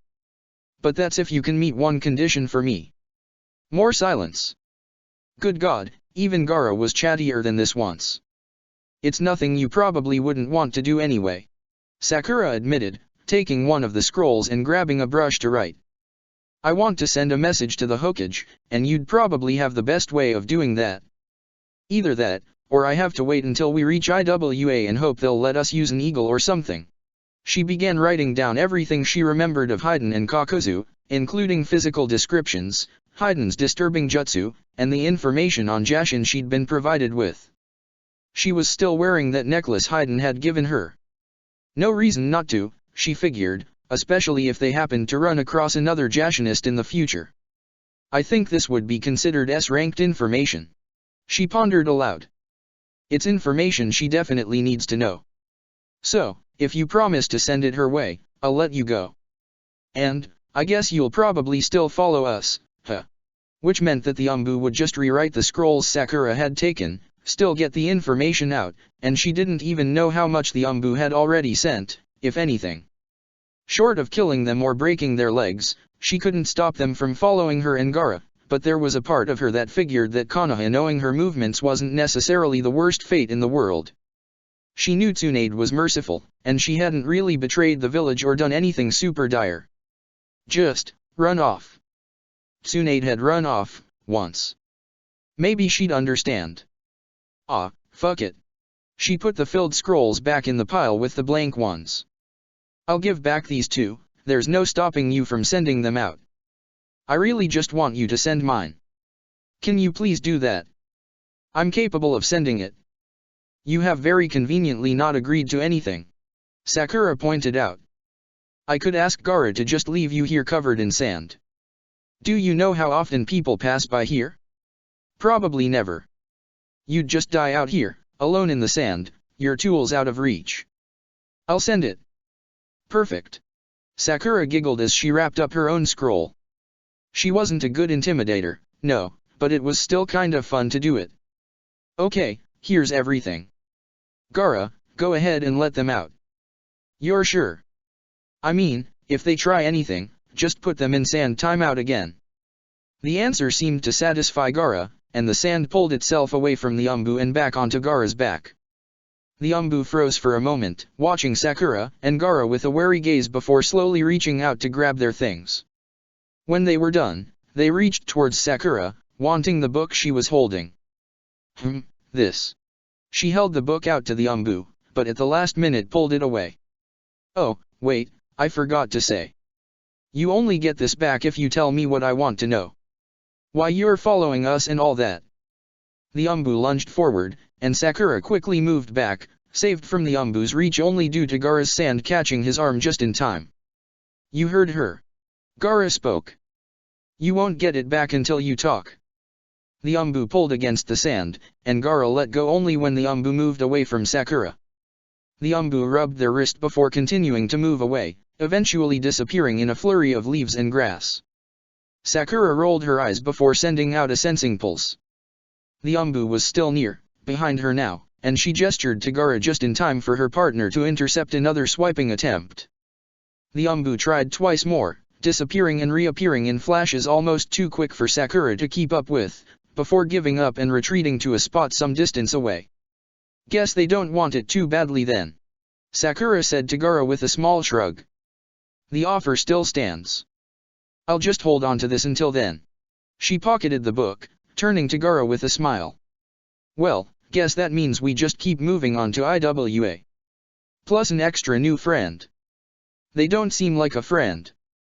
They haven't killed us, so that's a friend in my book at the moment." They began to walk again, heading north with the Umbu trailing at a close distance behind them. After a moment, Gaara spoke again. "So, what had been the green you'd seen?" "Your eyes," Sakura answered with a smirk. "I told you you'd never guess it." "Oh." It was so quick she nearly missed it, but for the first time, Sakura saw Gaara blush slightly. It was a day of traveling before Sakura saw the familiar sight of forests. It was nostalgic in a way that made her ache for the trees of home, and beyond that her bedroom, her parents, her familiar restaurants, Naruto, Sasuke. It also meant that she was now more in her element. She knew how to survive in the woods, knew how to use trees and brush to make shelter, knew how to use this sort of environment to her advantage in combat.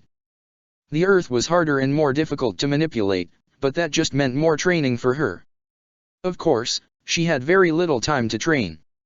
When she wasn't traveling, and sometimes even when she was traveling, she was dodging the Umbu's attempts to reclaim their favorite book. At first it had started with simple attempts. The Umbu used brute speed and stealth to try and sneak up on Sakura, and Sakura was forced to use a constant combination of her sensing jutsu, her, somewhat improved, physical abilities, and, as a failsafe, Gaara's sand to keep the book out of the Umbu's hands. It was her one bargaining chip, and she wasn't going to give it up without a struggle. Plus, in a strange way, these retrieval attempts were training in and of themselves.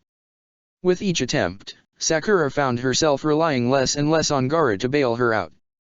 That was, of course, until they hit day 4 in the woods, and the Umbu began to use the beasts. She didn't know how else to refer to them.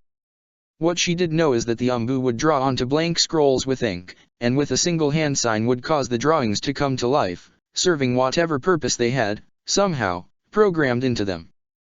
The first time she had seen the technique, the Umbu had drawn up several birds that had grasped onto scrolls and flown away with them. Convenient for an information gatherer, and Sakura had been happy to note that her own scroll had been among them. The next time the beasts were called forward, they were against her. At first the Umbu tried brute strength, summoning large tigers and wolves to attempt to overwhelm her. Sakura had rather enjoyed that challenge. It gave her an opportunity to practice using her rock fist, which, when she pulled it off, proved more than sufficient to destroy whatever was sent her way. It was exhaustive to use the technique at first, but with time Sakura knew her chakra reserves would grow and she could really make the technique her own.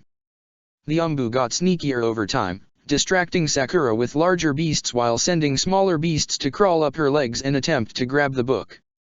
Gaara had caught on to this first, batting them away with a bit of sand, but afterwards Sakura had done her best to keep them on her mind and look out for them.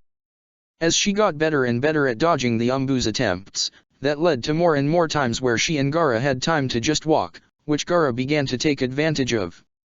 Perhaps it had been triggered by the I Spy game, but Gaara began to ask questions.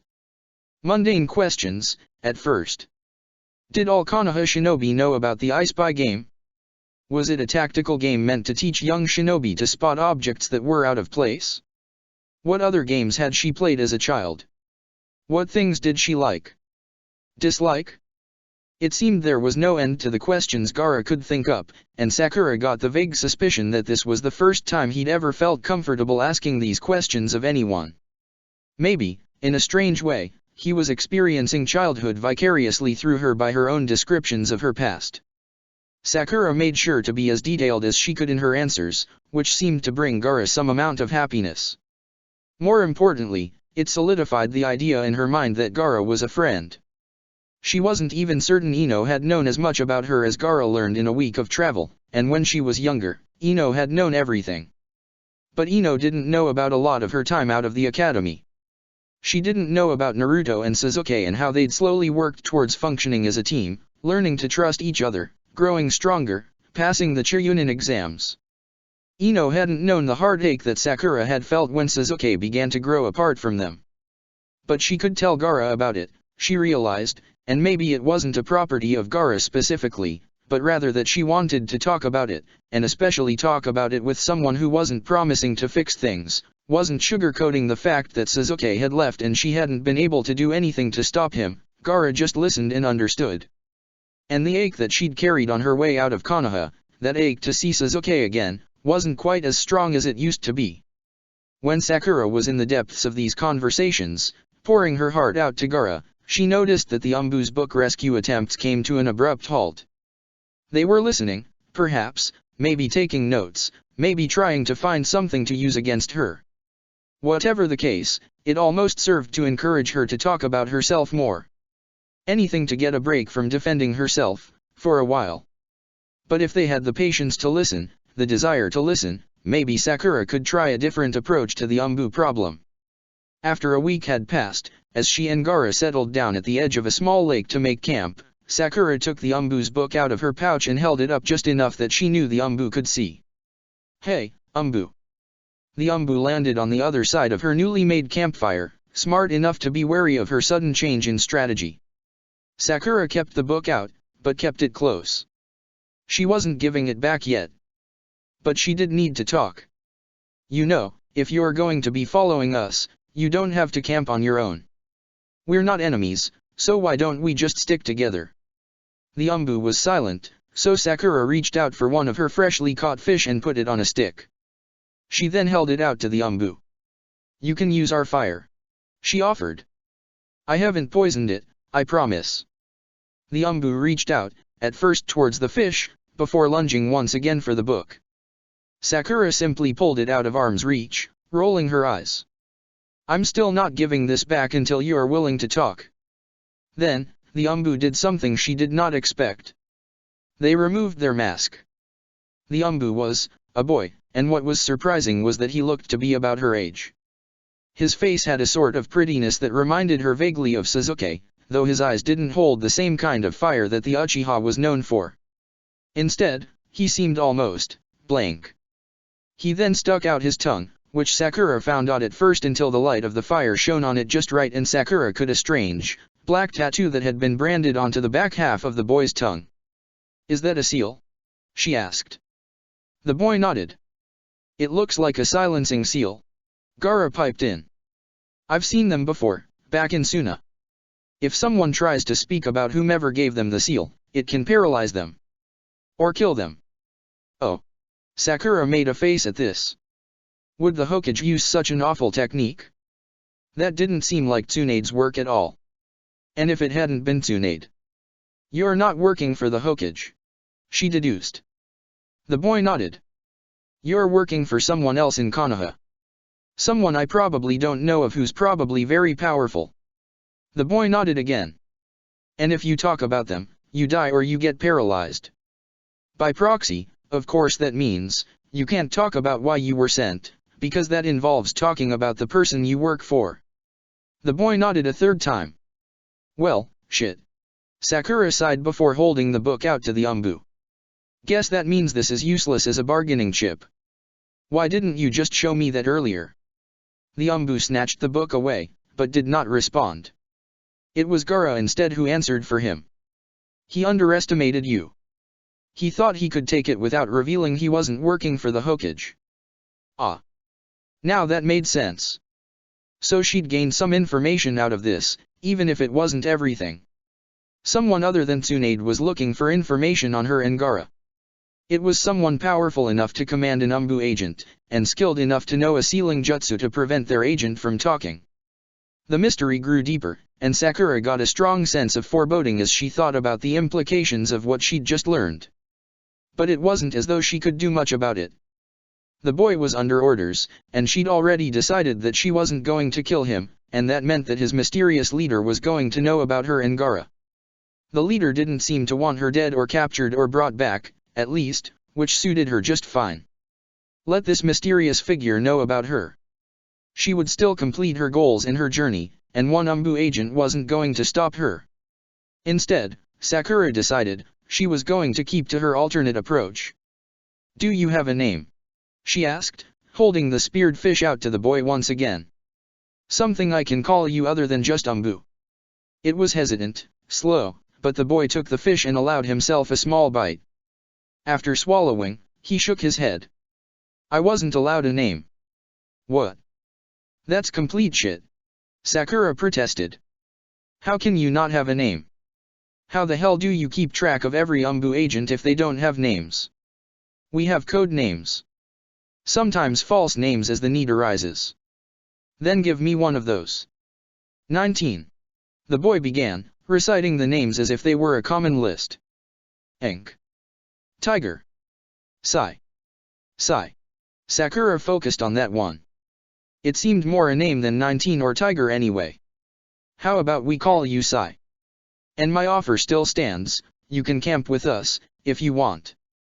The boy continued to eat the fish, not talking, not saying a word for the rest of the night. But in the morning, when she and Gaara cleaned up their camp and continued to walk, Sai walked alongside them, his mask kept slung on his hip. Chapter 20, Three's a Drag, Intermissions Part 4. Across the burning, blistering sands, moving so fast that he was but a blur against the background, Kakashi Hatake ran north. Elsewhere, in a similar burst of desperation, Naruto Uzumaki soared through the trees that surrounded his home, not even bothering to stop as he reached the gates of the mighty village of Konoha. The two Chunin guards posted at the gates saw nothing but an orange blur as the shinobi rushed by them. What they heard was a somewhat rushed shouting that sounded like "He back and going to see the Hokage the perv where he went." When it came to Naruto, this sort of behavior wasn't necessarily unusual. The energy of the Kyuubi still pulsed through Naruto as he leapt from rooftop to rooftop. Naruto didn't think he'd ever channeled the fox this long before, but it had served him well, as he hadn't needed to stop once during his day-and-a-half-long sprint. Hunger, exhaustion, thirst, none of those had meant anything with the fox's power fueling him. Of course, Naruto wasn't exactly sure how he was going to slow down. He'd been running for so long that he didn't know if he could convince his legs to stop. And he didn't know how far behind him Jiraiya was, stopping at all could lead to his immediate capture. So Naruto, having probably done worse property damage in the past, said fuck it and catapulted himself through the window of the Hokage's office. He slammed into the back wall of the room, narrowly missing a screaming Shizune. Only a couple of seconds passed before Tsunade's guards had kunai pointed at him, and Tsunade herself had even jumped up, fists at the ready. Naruto gave her a sloppy grin as he rubbed his head. "Sorry, Granny. I didn't know how to throw on the brakes." He wasn't surprised when Tsunade started yelling at him. He was surprised at the profanities intermixed into the lecture. Usually Tsunade was pretty good at keeping her words tame, but he had come through her window. Naruto didn't mind the lecture. As far as he was concerned, he'd won. Even if Jiraiya caught up to him now, he could still talk with Tsunade, still do what he came here to do. And, most importantly, he'd learned that he was fast enough to outrun a Sunin. "I swear to God Naruto, if you ever pull a stunt like this again I will string you up by your ankles and drop you off the Hokage Monument. Hey Granny, I'm sorry about the window, but I really need to talk to you like right now." Tsunade paused. Naruto realized that he was rarely ever this serious about anything, and maybe it had been something in the tone of his voice, or the startling nature of his arrival, but Tsunade sat back down at her desk and took a deep breath. "Everyone else out," she ordered. And someone put in a request to have that damn window fixed. With a rush of movement, the room emptied and Naruto was alone with the Hokage. "I heard that Sakura left," he began. "Figures," Tsunade replied. "I would have thought you'd have tried to go after her." "I thought about it," Naruto admitted. "But it didn't exactly work out very well the last time I tried it, so I thought this time I might try something else." "That's uncharacteristic of you. Jiraiya told me I was a fool, for still wanting to believe that Sasuke could come back. And maybe I'm still a fool because I want to think Sakura could come back too. But the truth is, I wasn't here for either of them. I especially wasn't here for Sakura, and now it's just me. And it's just me because I left the village without thinking about the friends I left behind. So I can't bring myself to leave again, even if it's training to get stronger. Even if it's keeping me safe from those Akatsuki guys. Maybe it's selfish, but if I'm going to be Hokage one day, I need to be able to be there for the people I care about, and the village I care about. So please, Granny, Naruto took a deep breath, straightening up for his request. Please let me stay and be your apprentice too. Tsunade's eyes narrowed as she considered his request. And maybe it was as stupid as it had first sounded in Naruto's head when he'd thought of it, but Tsunade was the Hokage, who else would better teach him how to be Hokage? Jiraiya was a strong shinobi, but Jiraiya was the one who'd told him to give up. And Jiraiya wasn't the one wearing the Hokage's hat at the end of the day. Naruto could learn power from Jiraiya, but power hadn't been enough to bring Sasuke back, and Sasuke's search for power led to the cascade of events that had no doubt convinced Sakura to leave as well. He couldn't seek power and keep his friends together at the same time. He'd have to choose one way or the other, and Naruto knew now that his choice was never ever going to change. You're going to have to learn about paperwork. Tsunade's words startled him from his thoughts. You're going to have to study. Learn all about the laws that govern Konoha, why these systems were set up the way they are. You'll have to sit quietly in meetings and suck up to people who you definitely won't like. And I will still require you to mentor under Jiraiya. Paperwork. Naruto made an exasperated face, but a glare from Tsunade quickly silenced him. Do you think I sit around here all day for my health? Being Hokage is about leading a village, not about conquering it. You have the drive, but right now you do not have the experience, and if you want to be Hokage one day you are going to have to learn the ropes. Naruto swallowed down his protest. He hated paperwork, he hated studying, but if that was what it took to be a Hokage, that was what he needed to do. So instead, he simply nodded. Yes, ma'am. Well, look at you, behaving all polite. Naruto saw a small smile make its way onto Tsunade's face. I'm not lying when I'm telling you that this is what it will take. But, like I said, it won't all be studying. You'll still be learning under Jiraiya, and, well, I suppose since you're back home, you'll have to start earning your keep again, won't you? Oh, you mean missions? I can still work under Kakashi-sensei, can't I? Kakashi is on an extended leave for a mission of great importance. Tsunade answered. Naruto's face wrinkled as he tried to think what sort of mission his squad leader had been sent on, and it came to him all at once. Oh, you mean he's Dash? Tsunade put a quick finger to her lips. It's an S-ranked mission, Naruto. There will be no more discussing it. Besides, I've been looking for an extra genin to assign to a team that's been in need of one. One of their own just got promoted to Chiryunin, you see, and I'd like for him to get some experience leading a 3-man squad. This, Naruto figured out right away. There was only one person he knew from the Chiryunin exams that had gotten promoted, and he grinned as he pieced together who it was.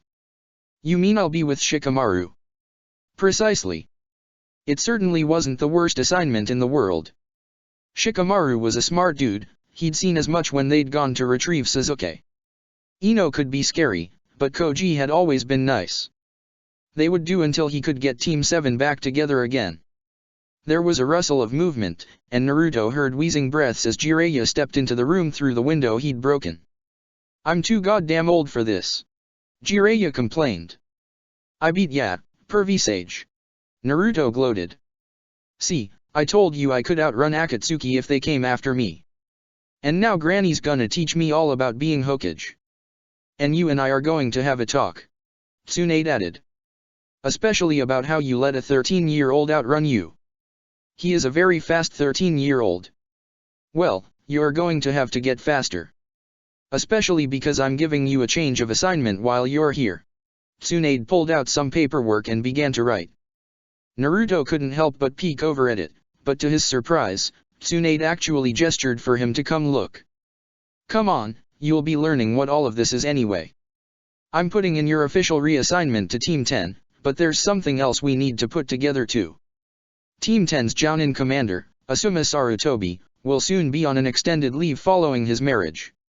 That means Team 10 will be in need of a Jounin supervisor until his return. Conveniently, Naruto, you've brought a Jounin back with you who's currently supposed to be keeping close watch on you. Tsunade looked to Jiraiya with a smirk. Which he can now do as the Jounin captain of Team 10. Even Naruto couldn't help but chuckle at Jiraiya's protests. But this felt right. He could train here in the village. He would learn how to be the best Hokage ever. And when Sakura and Sasuke returned, he'd be waiting for them. Excuse me for not expecting him to pull up the Kyuubi's energy like a dimmed battery. Jiraiya huffed as settled against a nearby wall, his hair rustling in the faint breeze the nearby broken window created. I'd taught him how to pull upon it, but not even his father was that fast. The Kyuubi is, the power might start getting out of hand, the more Naruto uses it. You know how he is. You should have told him about Sakura leaving, instead of him catching you off guard with it. I'm just impressed he didn't sprint off to Otagakure the first second he heard about it. I think he believes Sakura will be retrieved a bit more easily than Sasuke was. I would have thought she'd be back by now too. Kakashi still hasn't found her. She's covered ground, and she had a head start. She might also be more capable than we'd realized, but I have faith Kakashi will find her soon. Tsunade pulled out a small scroll, handing it to Jiraiya. This was his last report. Suna is trying to keep this under wraps, but Kakashi's got enough of a head on his shoulders that he was able to put two and two together. You're saying, this girl ran off with the Ichibai? That's what Kakashi is claiming, yes. What on earth could it mean? The cover story about going to find Sasuke had clearly been a distraction, but for what end? It was possible Naruto would know, but Jiraiya wasn't sure he wanted to give Naruto more reason to want to pursue his friend. Kakashi would learn soon enough. There was a small flutter of wings, and a bird landed on Tsunade's desk. It looked more like a painting of a bird than a real one, and Jiraiya's suspicions were confirmed when it melted into a small puddle of ink after it landed. It left behind a small scroll. Jiraiya went for it first, mostly to ensure there were no traps imbued in seals or anything else that might harm Tsunade. Then, Tsunade hesitantly opened it. Well, it's information, Tsunade replied, her eyes widened as she read the scroll over. Information about Akatsuki. What? 2 members, specifically. Just a name for one, but for the other, a technique, mannerisms, religion. Tsunade scanned the scroll again, her eyes finally resting on the name signed on the bottom. She let out a small sigh of disbelief. And it's from Sakura Haruno. So she'd left to get information. Even he hadn't managed to get this much on Akatsuki yet, and this young girl had managed to pull this together within a month of leaving the village. All Jiraiya could think now was that he wasn't so sure Kakashi would be able to bring this Sakura back after all. The unnatural dimness of Orochimaru's lair was leading Sasuke to believe that the man was training him to have night vision. It had taken him a week to be able to walk down the halls without occasionally stumbling, and even now he had to squint to be able to make out the details of the men sitting by him. His Sharingan could eliminate this problem, sure, but his chakra reserves weren't good enough yet to maintain those eyes for longer than an hour. He wasn't good enough. Yet. But that would change. Already he could feel himself getting stronger. Orochimaru's strict routine was building up his muscle mass, testing his endurance, and enhancing his chakra reserves even without the help of the cursed seal on his shoulder. He was exhausted, always exhausted, but power didn't come from sedentary life. Power came from pushing oneself beyond their limits, and Sasuke was doing just that. Itachi had a head start. Itachi had been a child prodigy. Itachi had been away from the village doing who knew what years before Sasuke had even reached the status of genin. If Sasuke didn't push himself harder than anyone could be pushed, he'd never catch up. He'd never win. I have information that might interest the both of you. Kabuto spoke up, smiling in a way that would sometimes unnerve Sasuke more than Orochimaru's hungry gaze did. Kabuto was untrustworthy, a true snake. And how fitting, then, that such a man worked for Orochimaru.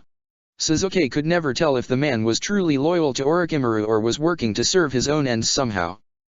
But he couldn't deny that Kabuto was a wealth of information. Someone else has abandoned the village of Konoha.